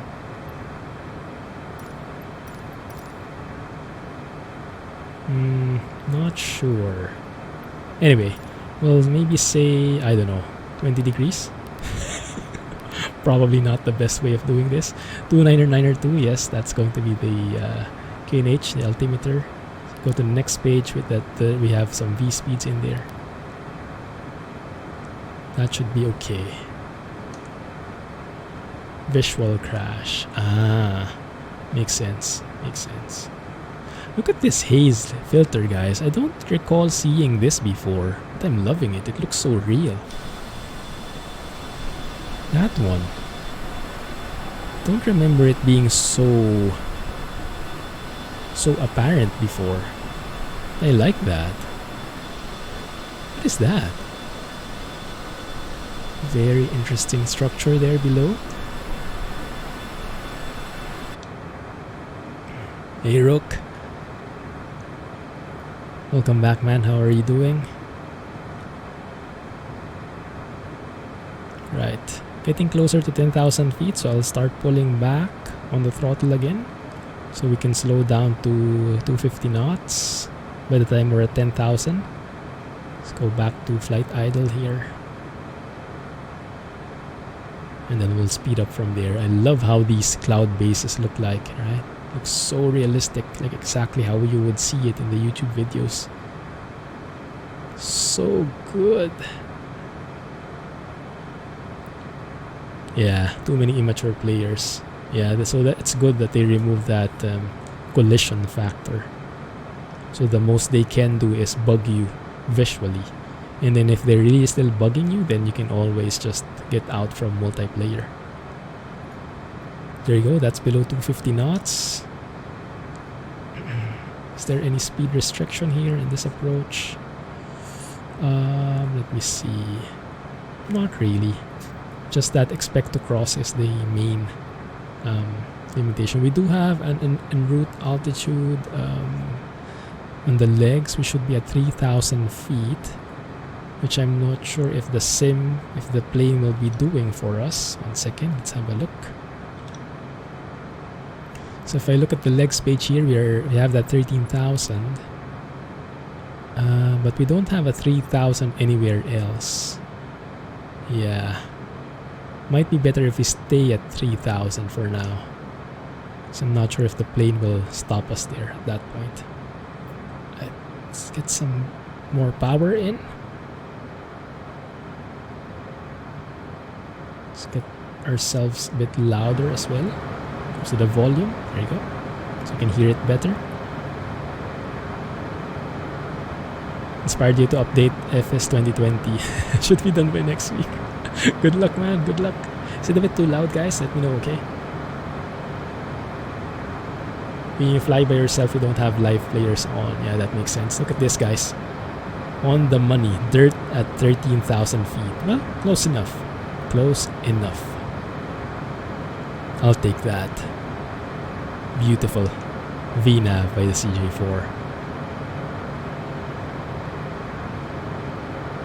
Right, it should also load the ILS frequency for us automatically. It should already have done that, I think. So if we look at 111.1, 1 second, huh? Might actually have a problem here. Didn't turn on the air conditioning, my bad. Passengers must be sweating below already. 111.1, that hasn't happened yet, so let's just load that in.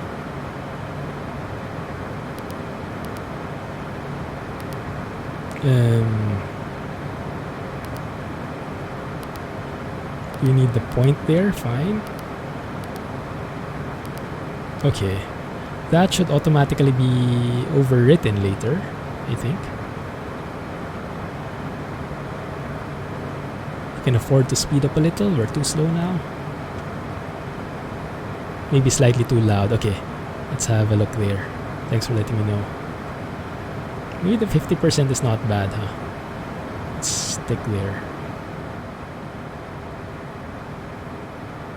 This one maybe 70%. That should work. Thank you. Alright, so the next restriction is at 2,500 at MCA, I think. Let's have a look. No, at Horus, 2,500 above. Okay, I see. Yeah, it doesn't really follow that well. So let's go and maybe say 3,000 will be the limit. So you can see the change here. This is beautiful. This actually works. When we were below 2,500, it was saying that my constraint, that my armed constraint is Alt V, the 2,500. But if we change our selected altitude to 3000 or above, so when we say go to 26 or even 25, right? You see that changing from V to S, Alt V to Alt S, because now the constraint is the selected altitude because it's higher. And that's working perfectly. Love it. Alright, let me try and remember how to work this, and now we should be able to remove the engine only anti-ice. We are free of clouds and we have amazing view below.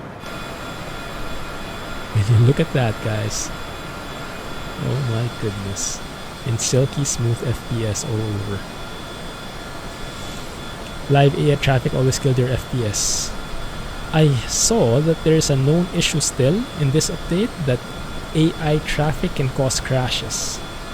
So it's still a problem, but I think live traffic should be okay.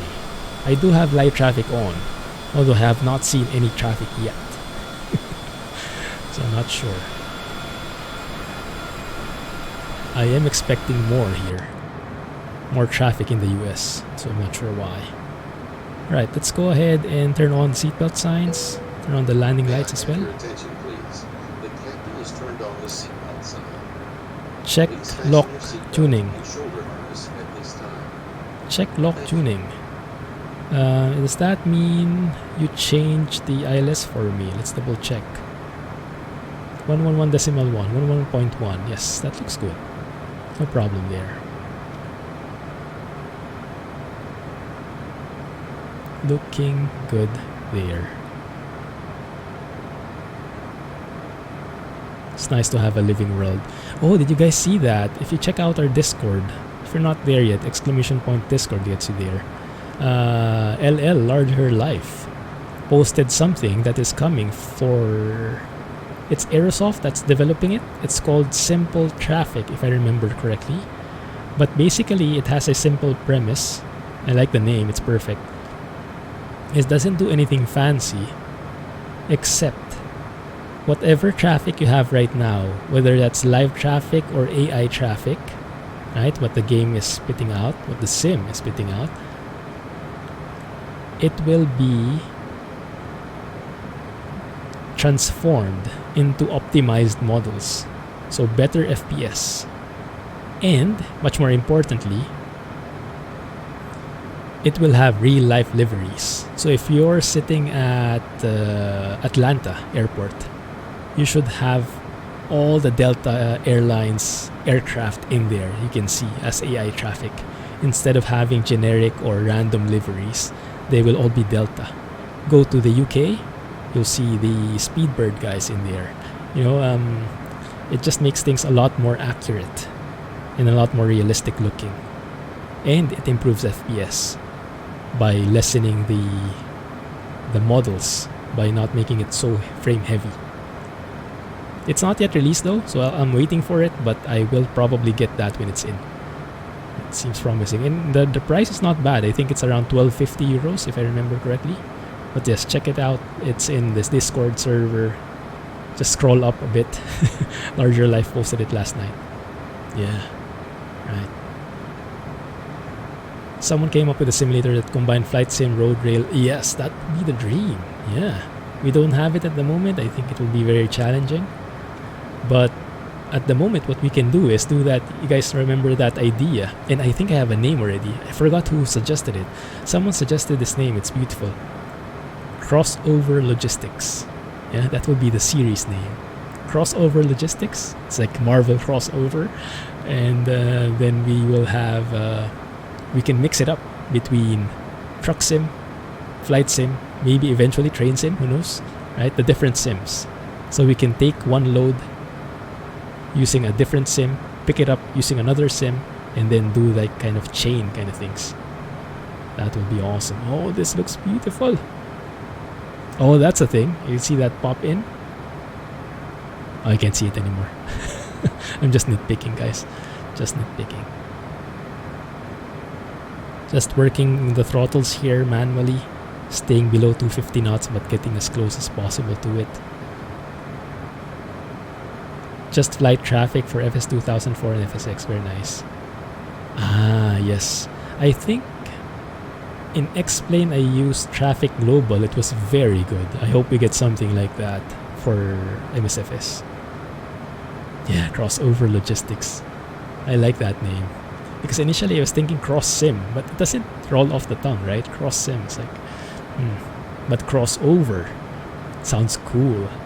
And then add to that crossover logistics. I like it. Right, we should start slowing down here. I think 200 knots is the safe flap extension speed and the safe landing gear extension speed, if I remember correctly. Max gear operating speed 200 knots. Okay, that looks good. And we should have some speed tape indications for deploying our flaps. Look at how optimized the VNAV is. It's making us do a constant descent. From 13,000 at dirt, it's doing that very slow descent, 700 feet per minute. So eventually we reach the airport vicinity at around 2,500. It is amazing. Alright, let's go and zoom in. Now we should be getting vectored later on, but yeah, we don't have ATC. So we'll do that manually. Co-log. It's like co-pilot. Co-log. Oh, that's a good shortcut. Yeah. Yes, looking forward to it, guys. Looking forward to it. Let's see. That's the one that people have been complaining about as well. You can see, when I look to the left, look at the trees. This part right here. Yeah. It's one of the performance optimizations they've done, I guess, that they unload the trees when you're not looking at it. So when you look at it, it gets loaded back in, which causes that pop-in. Is that significant? We'll see later on as we fly. I am hearing an outer marker for something. Oh, maybe for that runway. Yeah. Opposite side. Yeah, we're past it now. Looking good. Why don't we hand fly this part? That would be fun, right? That would be fun. Okay, what I can do... let me see. So 1,900 is the final approach altitude. Let's say let's go and hand fly this from here on out, just to make it a bit more exciting, get a feel for the plane. Haven't hand flown this for a while, and not on this yoke, definitely. So what I can do is I can go to heading mode first. 1 second. Let's make that plane turn. Let's slow it down to 200 knots. So I can deploy my flaps.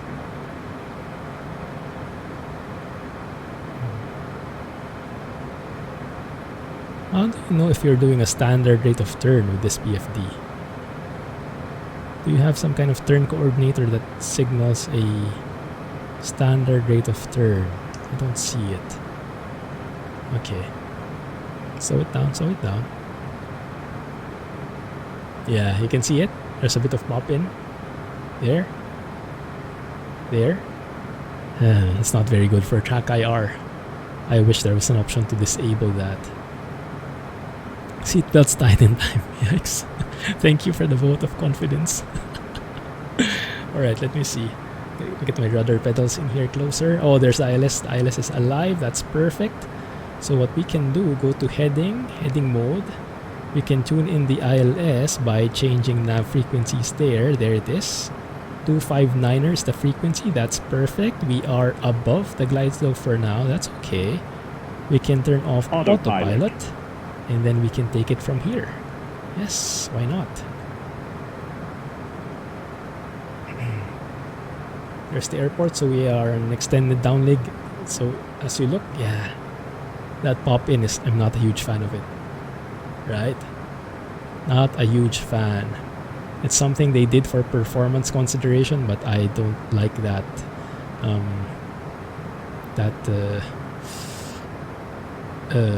Compensation? No, what do you call it? The term? Yeah, although it looks good if you look slow enough. But yes, track IR I think is not helping. If you're not moving your camera too much, it doesn't really matter that much. But it makes things a lot more obvious if you do. Let's turn off the flight director here because I'm getting confused. Oh, you cannot turn it off? Turn it off, bro. No? Crap. Yeah, it turns back on. Not autopilot friendly. Okay, fine. Okay, let's follow the V path then. Wait, like so. So our target is Horus at 1,900. There it is, you can see. So we can continue descending here.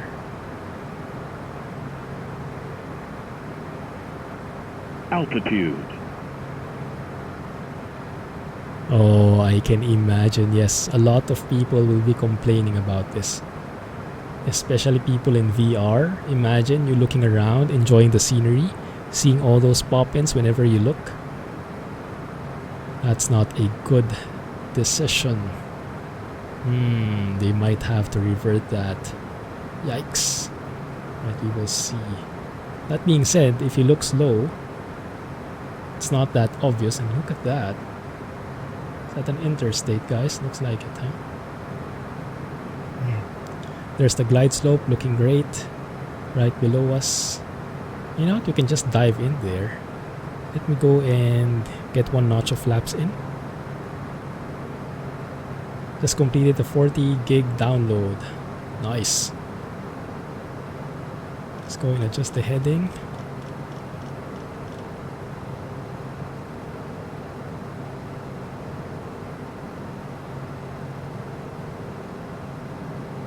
Looking good. Let's go for 1.9 in here. Let's arm the approach, maybe.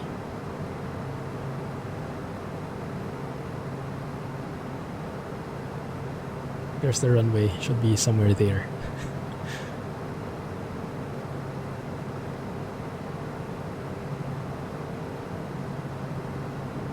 Landing gear going down.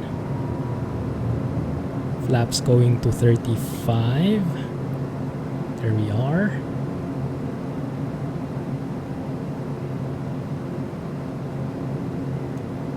Plane getting heavier.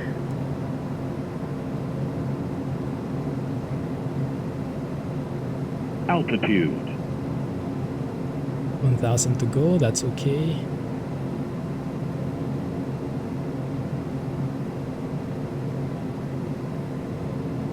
Right, let's see if that works. I started MSFS and now have a 17 gig plus content. Yes, congrats, man. Getting there, getting there. Nice. Alt V.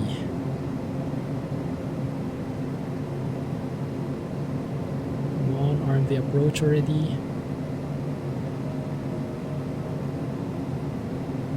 Getting too slow. Can't see the runway.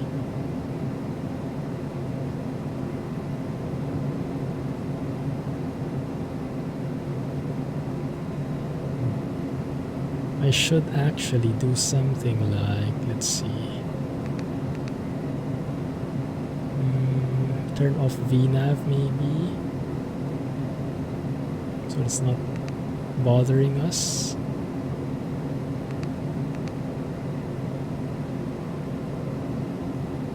Speed it up more.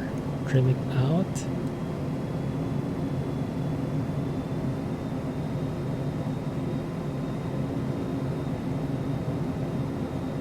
I see the runway.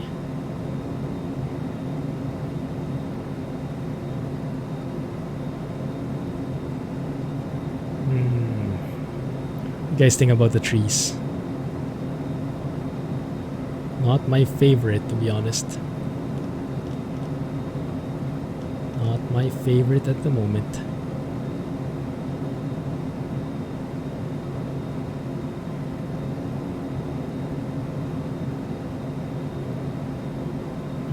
Let's change this. I think I have to change the legs to, say, to activate that eaves leg. do I do that?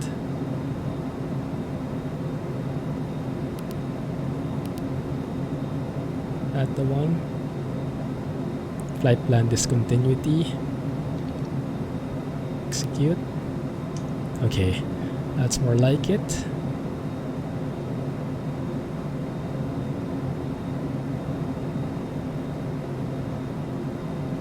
Congrats emoji.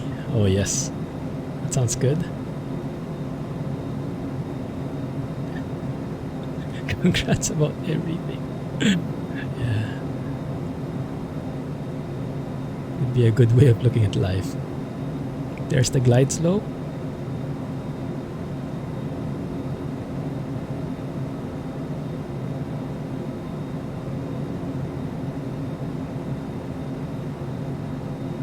Man, that is looking lovely. Winds properly. Coming from the west, so we have the right runway here. There it is. ILS and glide slope captured. Perfect.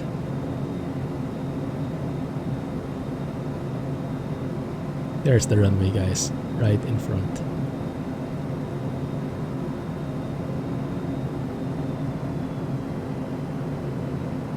Now we can pull back on the throttle.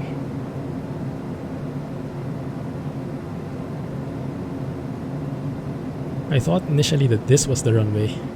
Apparently that's like a huge interstate. That thing. Looks quite nice though, doesn't it?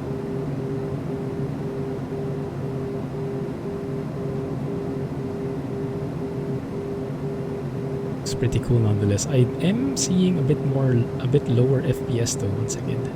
Yeah, we're down to 39 here. Interesting. Is that because of the... is anything maxing out? I think it's a CPU bottleneck. Maybe because of all the trees? Oh, that could still be a thing. Yeah, my GPU cannot get pushed as hard anymore. Might be it. I'm too fast here. Let's do a check. Landing gear 3 down. Yes. We have full flaps. Perfect.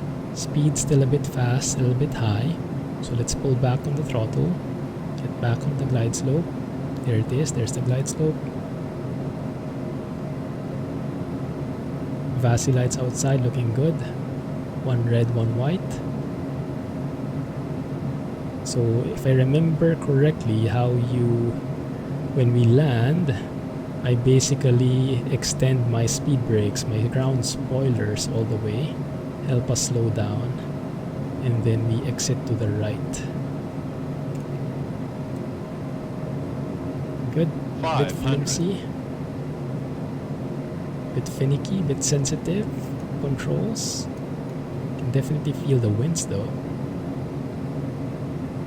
I like the feel of that.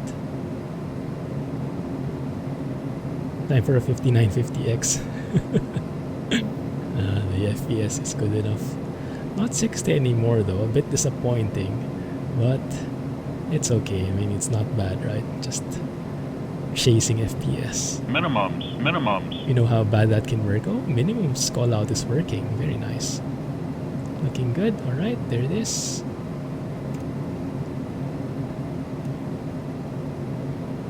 Ref.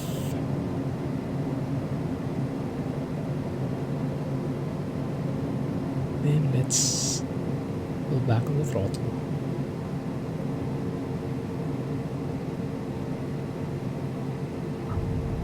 There it is. Beautiful. Okay.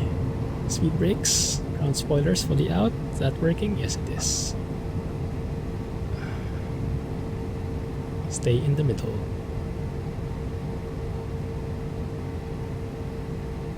Too shabby. Brakes to slow us down. No reversers on this plane. One less thing to worry about at least. Looks good.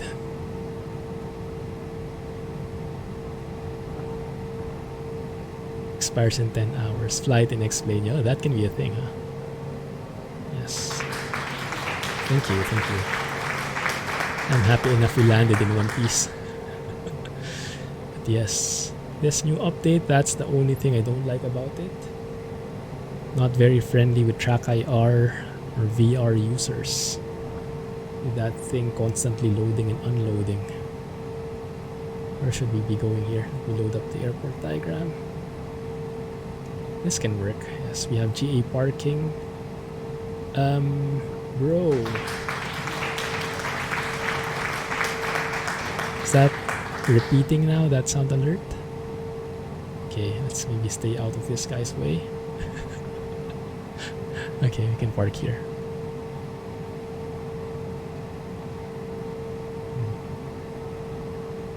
Nice. How big is what? Explain. There we go. Oh, and turn off the static heaters as well. Good. Parking brake set. Turn off the seatbelt signs. And we can turn off the avionics.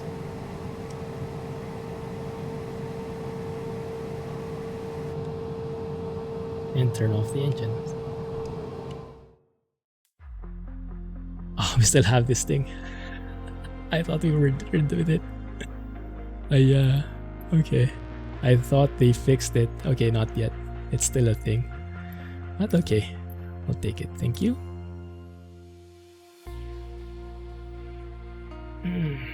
Awesome. Well, that felt good. Let's see how it looks from a VFR point of view. Let's see. Still have some time. Can still do some visual flying. Let's go for the Piper here so that I have a throttle, a propeller, and a mixture lever. But we can't use the Piper yet because it is not yet compatible. I don't have it. I don't have the G1000. Oh, I do. It just doesn't come out. There we go. Get and download. Thanks, Wheels Up. Thanks for the reminder. I almost forgot it. Awesome. It's looking great, guys. Proceed your turn. Oh, that is beautiful. Okay. Right, so we have it now. Let's go and load it up.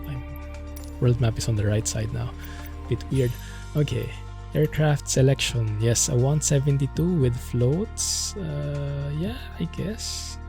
No, but actually, you know what? Let's just stick to the normal one for now. The G1000 version. Yes.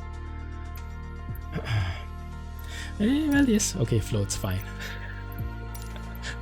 Alright, let's see. Everything is default. That's okay. Where did we want to go? New York? Let's see how many people are there from Southeast Asia. If I know how to find it at least. Am I anywhere near? Should be somewhere here, right?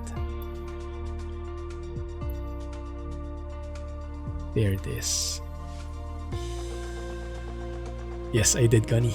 I removed all of them except the updated ones. CJ4 G3000. Empire State Building is there. I love the satellite image. That is beautiful, isn't it? Statue of Liberty is there. Can we start on water somewhere? Is it possible? I don't think so though, huh? Let's start in JFK. Yeah, we do have some folks here. Should we just start on the runway maybe? Let's see if that works.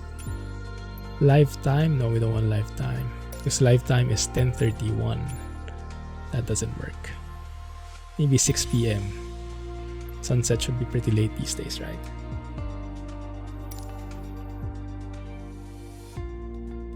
Yeah, the satellite image is pretty cool. I like that update. And also the loading time is much faster generally.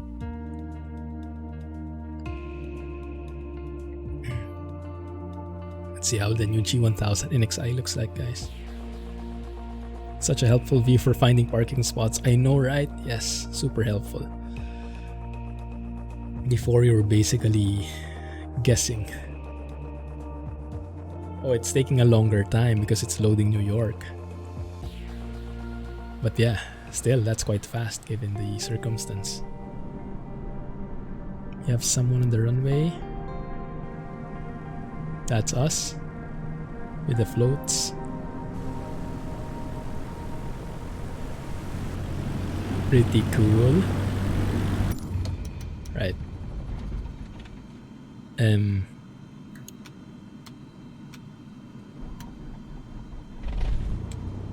Okay, that might be because my magnetos were off on my yoke. Alright, that looks good. That looks good. Oh, look at this G1000, guys. Looking pretty fancy. Okay, with synthetic vision. Alright, let's just fly. Let's see. Does that work? Yes, it does. Parking brake is off. The 747 is getting tired of me.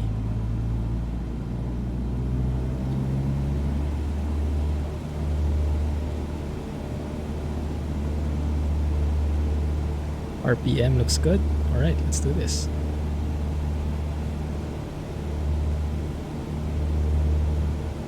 It is veering off to the left as expected.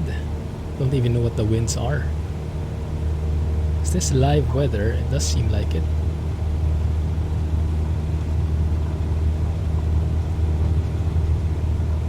What's the rotation speed for this one, guys? Whoa, whoa, whoa, whoa, whoa,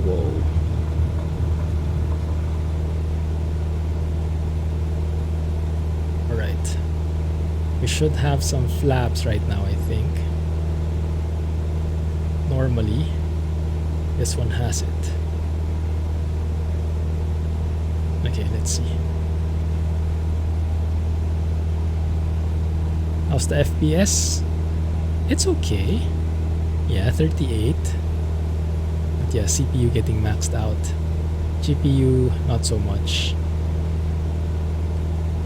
That is not bad. Let's see when we get there. Can I not go?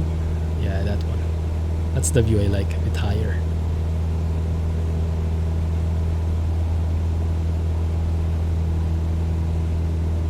It feels like I have something wrong. Where's my flaps? Flaps are up, that's the indication there. Mixture is full. 299er5 would be the altimeter. That looks good. Where do you get that overlay? This one? This is Riva Tuner. 500. RTSS.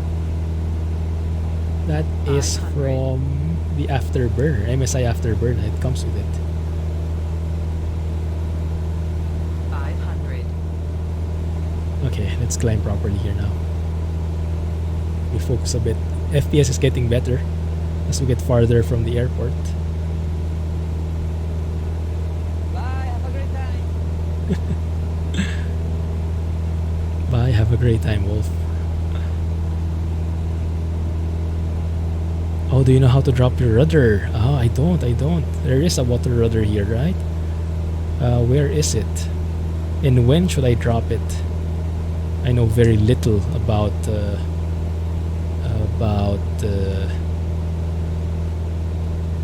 I don't even know the name. What you would call it as. Bye, have a great time. Have a great time, Wolf. Thanks for the resub. Thanks for being here. Appreciate it. Catch you soon, man. G1000 looking as professional as ever. That is great. Can you click on stuff? No, it's not touchscreen, is it? Charts? No, no charts. Detail? No. Not optimize. Map options. Traffic?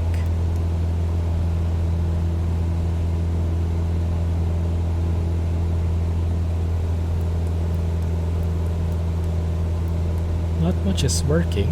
1 second. Let's zoom out here.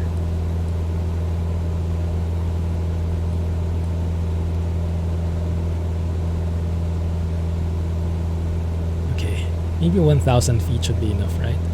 Let's pull back, maybe 2,300 on the RPM. If I can find where the RPM gauge is. Oh, it's digital. Okay, 2,300 on the RPM.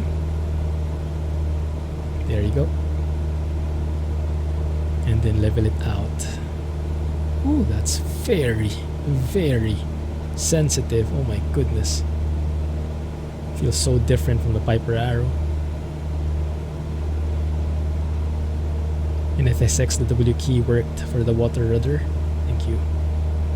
When would you need to deploy it? I guess you would only need it to steer, right? Once you're on the water, but not really as you're landing. If I remember correctly. Where are my winds? PFD options, wind. Option 3 is what I like. There it is, perfect. That looks great. So if we're going to land, it's going to be to the south, more or less.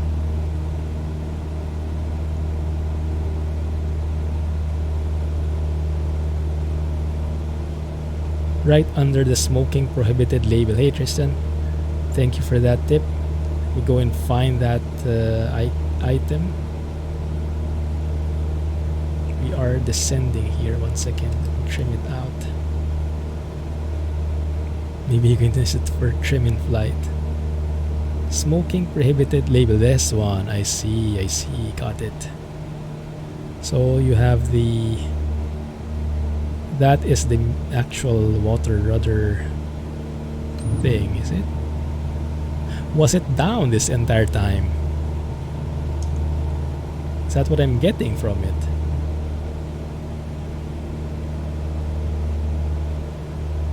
Okay, now it looks good. Now it looks up. And we should get much better performance, I guess. That's maybe why it is. That looks so good. Hey Jay, good morning. How are things? Lovely.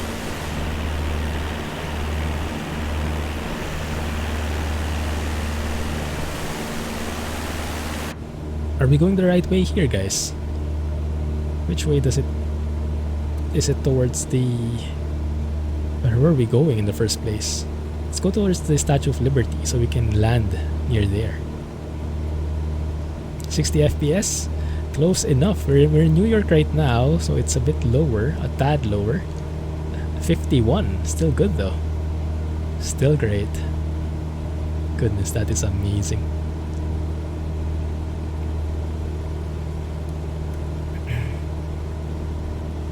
Trimming it out. I don't like this view where it feels too low. I should be able to see the hood a bit, right? I think.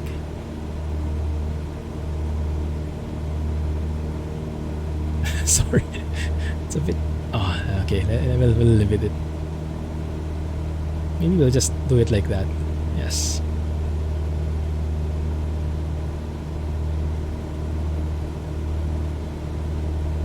There we go. That's more or less the trim. Alright, wheels up. Enjoy, man. Thank you for joining us. Appreciate the company. Let us know how it goes.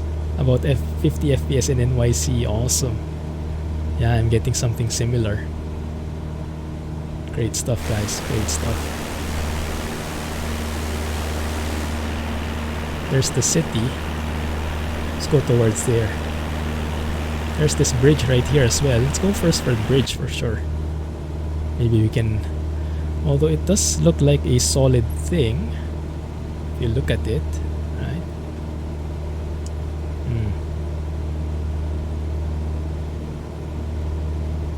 Let's see.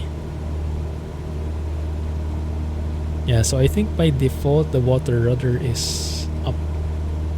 Or is down rather. Even if you're starting on the land. I know something about that before. I knew something about that before. I was watching some videos before, but I totally forgot about it now. When those things would kick in. I remember when landing on water, it's a bit different with landing on actual runway, because you have to keep some level of throttle in there. You know, when you're landing on a runway, you have to like go to flight idle at some point and just cruise it there. From what I remember, when you're landing on water, you have to keep it at a certain level of throttle because you want to really arrest that descent rate as slow as possible, as smooth as possible. And you're really pitching up.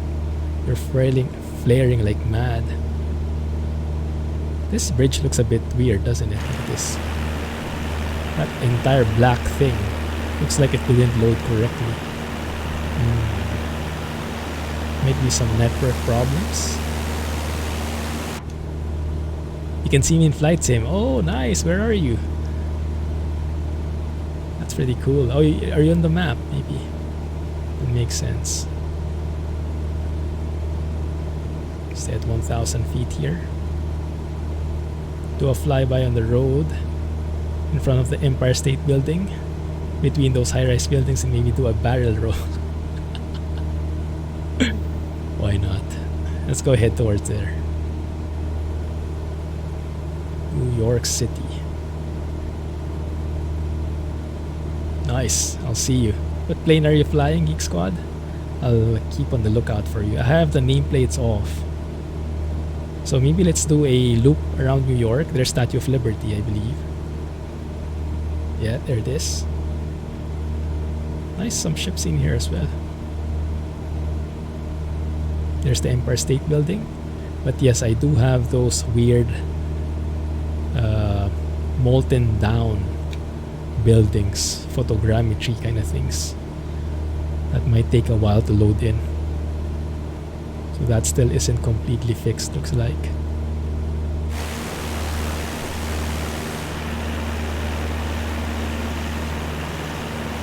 Very nice.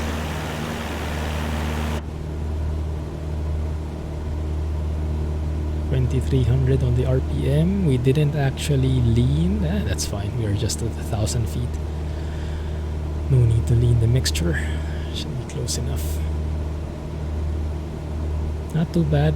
The controls are a bit more sensitive. They're not as good as the Piper Arrows, but not bad. We can go with that. We can survive it. Do the water reflections look better? They kind of do, but it might also be because we have stronger winds. You have, well, no, not really. We have 6 knot winds. If so, then that's a good point, Geek Squad. You're in a DA62. Because yeah, normally in low winds, you have like a... It doesn't even look like water anymore before. You don't have waves at all. You don't have... Like, it looks too smooth at some points before the update. I see someone there. Is that you, Geek Squad? Someone there. Just the lights, though. Hey, my goodness, Jay. What the heck, man? 5 subs. Thank you for all those gifts. Came out of nowhere. Appreciate it.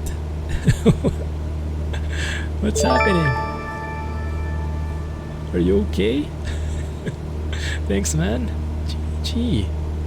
Knackerbags, Kimura Wolf, Domsky, Gary, and Excro. Thank you, and congrats on the sub. Look at this, guys. We have some smoke as well. This, I think, is from We Love VFR, if I got that right. We Love VFR Region 2. It's a mod in Flight Sim 2. And yes, it got updated already for Sim Update 5. That's why I have it enabled. You have smoke. You have those kind of like factories going on, flying to me. Something's not working. Something is working. Oh, there's Geek Squad. There he is. Awesome stuff, man. Leaving me in the dust. Awesome stuff. But can you land on water? That's amazing, man. That is amazing.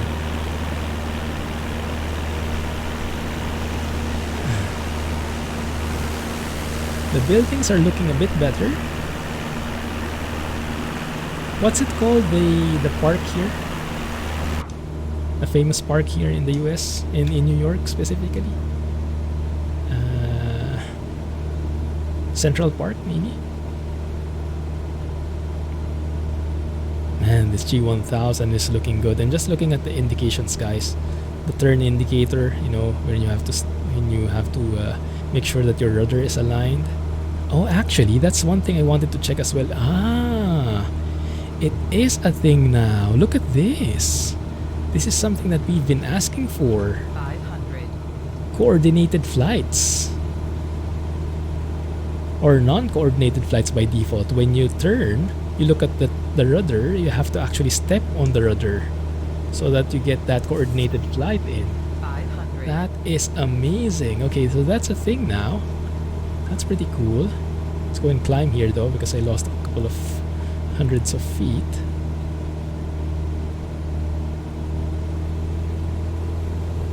That is cool. Central Park. There you go. Thank you guys. Hey, Emmett. Yeah, it looks like the buildings are fleshing out bit by bit. Oh, there he is. Geek Squad in the flesh. Oh, looks like there's some other flyers as well in Southeast Asia here. Very nice. Glad to have some company in. Eeh, bit too close to that building.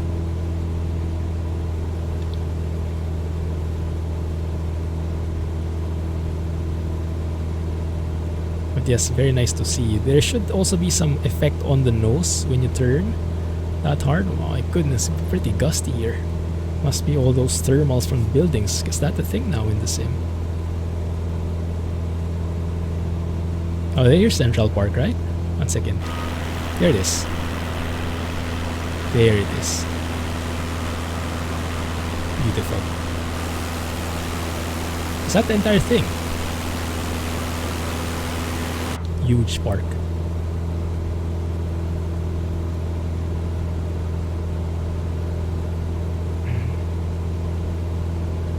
Very nice. There we go. We're at 1,000 feet again. So now I can get back to 2,300 RPM.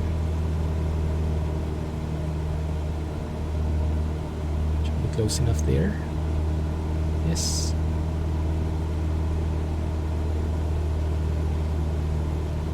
Beautiful. Ah, awesome stuff, Emmett. Play ATS2, saw the 362 vid. Thanks for joining the stream. Explain for FS. Can't go wrong with Explain, especially if you're into the airliners, right? What are you fond of flying? Look at all those details in the MFD. Are those waypoints? Yes, I think so. We should be able to lessen that out, like the declutter option. Not sure how to do that here though.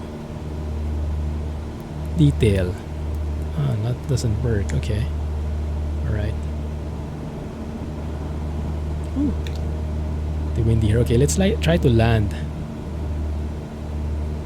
right next to the Statue of Liberty,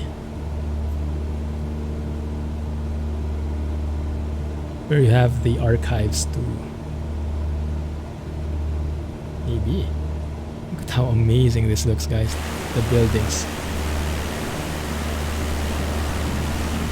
Beautiful. Is that you, Geek Squad?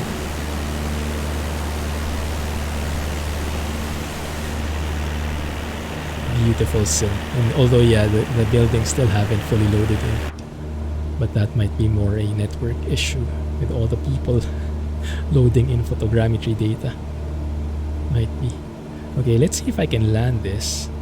First and foremost, let's make sure that we are landing. We are facing the wind, which we are not.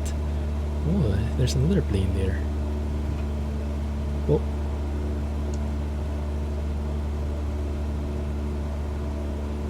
Okay, winds are pretty gusty.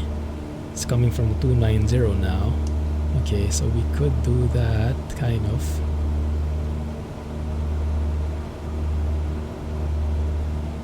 What plane is that? Is that a Bonanza?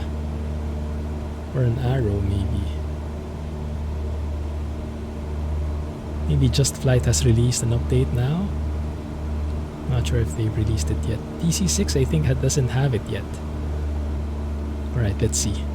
So this is like the base leg. Slow it down here.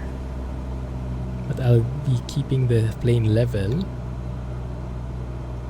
so I can lose some airspeed. You can see it bleeding off there.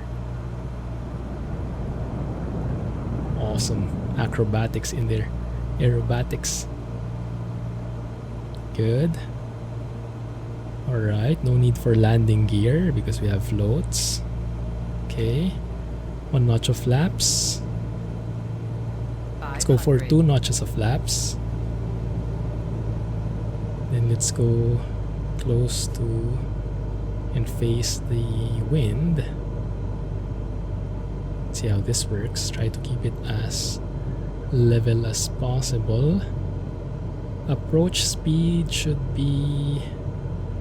I'm not sure, to be honest. Not sure.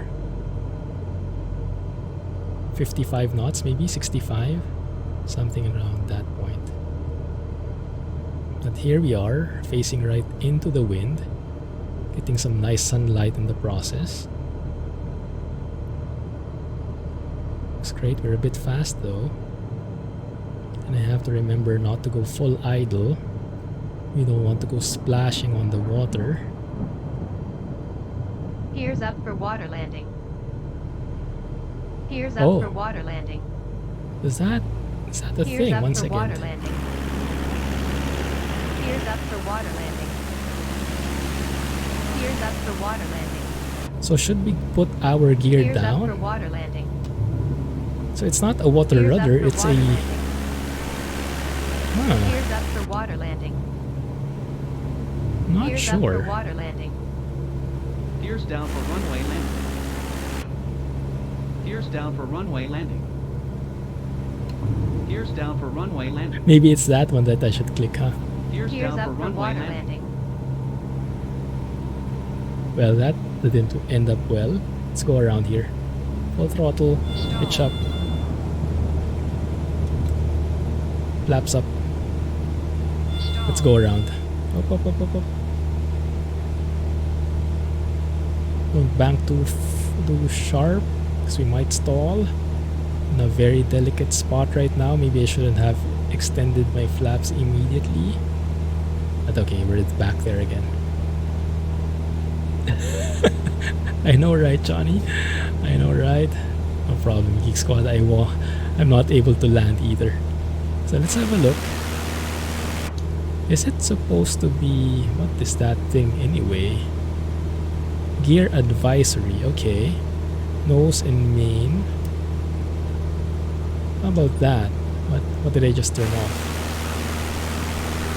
Because it seems like this should be enough, right? To land on water. Don't need water gear if you land on a building. That's very true. That's very true. That is an accurate statement. Okay, let's try this again. Yeah, maybe I should read up on that first. Let's see, maybe we can have some checklists in here. Water landing, there you go. Water rudders, up. Oh, this is the water rudder, I see.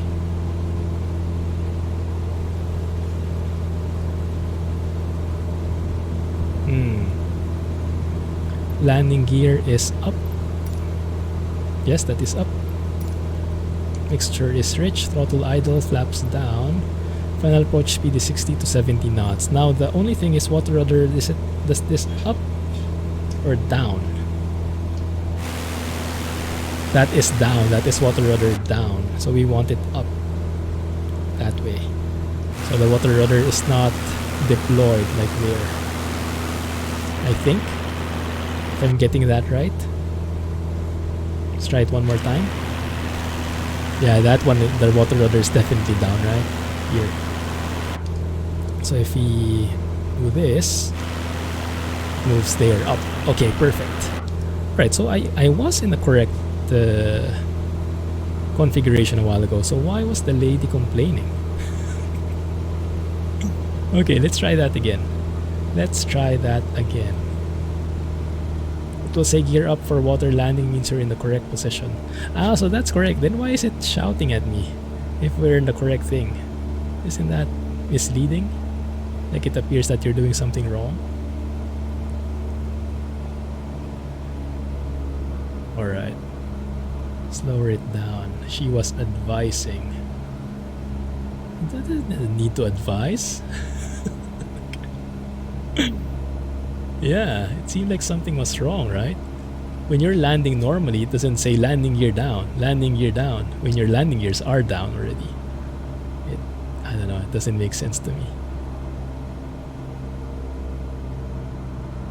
Okay, let's do it right this time. Should be replaced with a Mexican horn. Oh my goodness, here we go. 90 on the heading.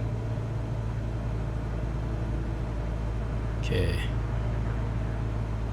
I hear someone on my right buzzing past. That's Geek Squad. Flaps going up. 500. So she didn't know if you're over water or land. Ah, I see. So this, she needs to be explicit because yeah, she doesn't have visibility on it. I see. Kind of makes sense. Alright, let's go flaps. Let's go full flaps. Facing into the wind. Get a bit of power in. So we make that as shallow as possible. This time we're prepared for her.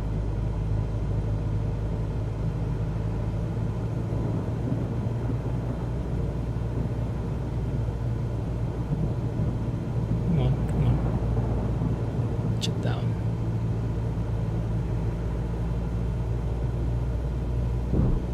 There it is.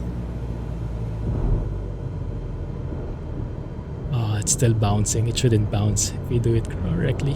And we don't have brakes, right? I was stepping on the brakes. And now I think at a certain speed, we should be extending our water rudder so we can steer. There it is. Right. Is it the right? Is it the same though? The same axis for the water rudder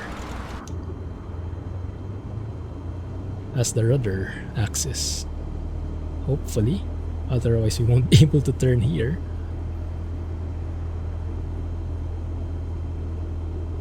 We go flaps Gears up. up for water landing. Gears up for water landing. It's complaining when you don't have full Gears flaps. up for water landing. Gears up for water landing. Gears up for water landing. It doesn't complain if you don't have full flaps. Gears up for water landing. Hey Espen, how are you, man? Water rudder is in the correct position now, right? How do you steer with the water rudder? Is it the same as the rudder axis? I would have expected it was, but I cannot turn as much as I want. Can we do something else here? I think we're stuck, guys. Crap.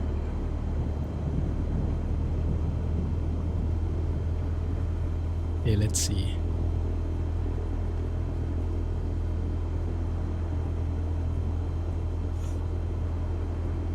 Enjoying the new frames, I know, right? So cool, so cool. It's okay, so this we know, we have water rudders deployed like this. And how do we turn this thing? Done wonders for your system. I also like the water effects. Quite nice. Maybe we're too fast here. Maybe that's what it is.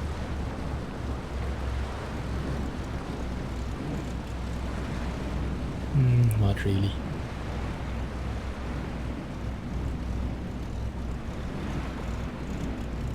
Let's have a look before we end the stream so we get some closure.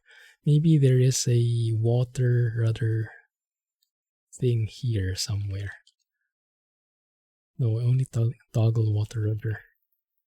Water rudder, rudder axis over here.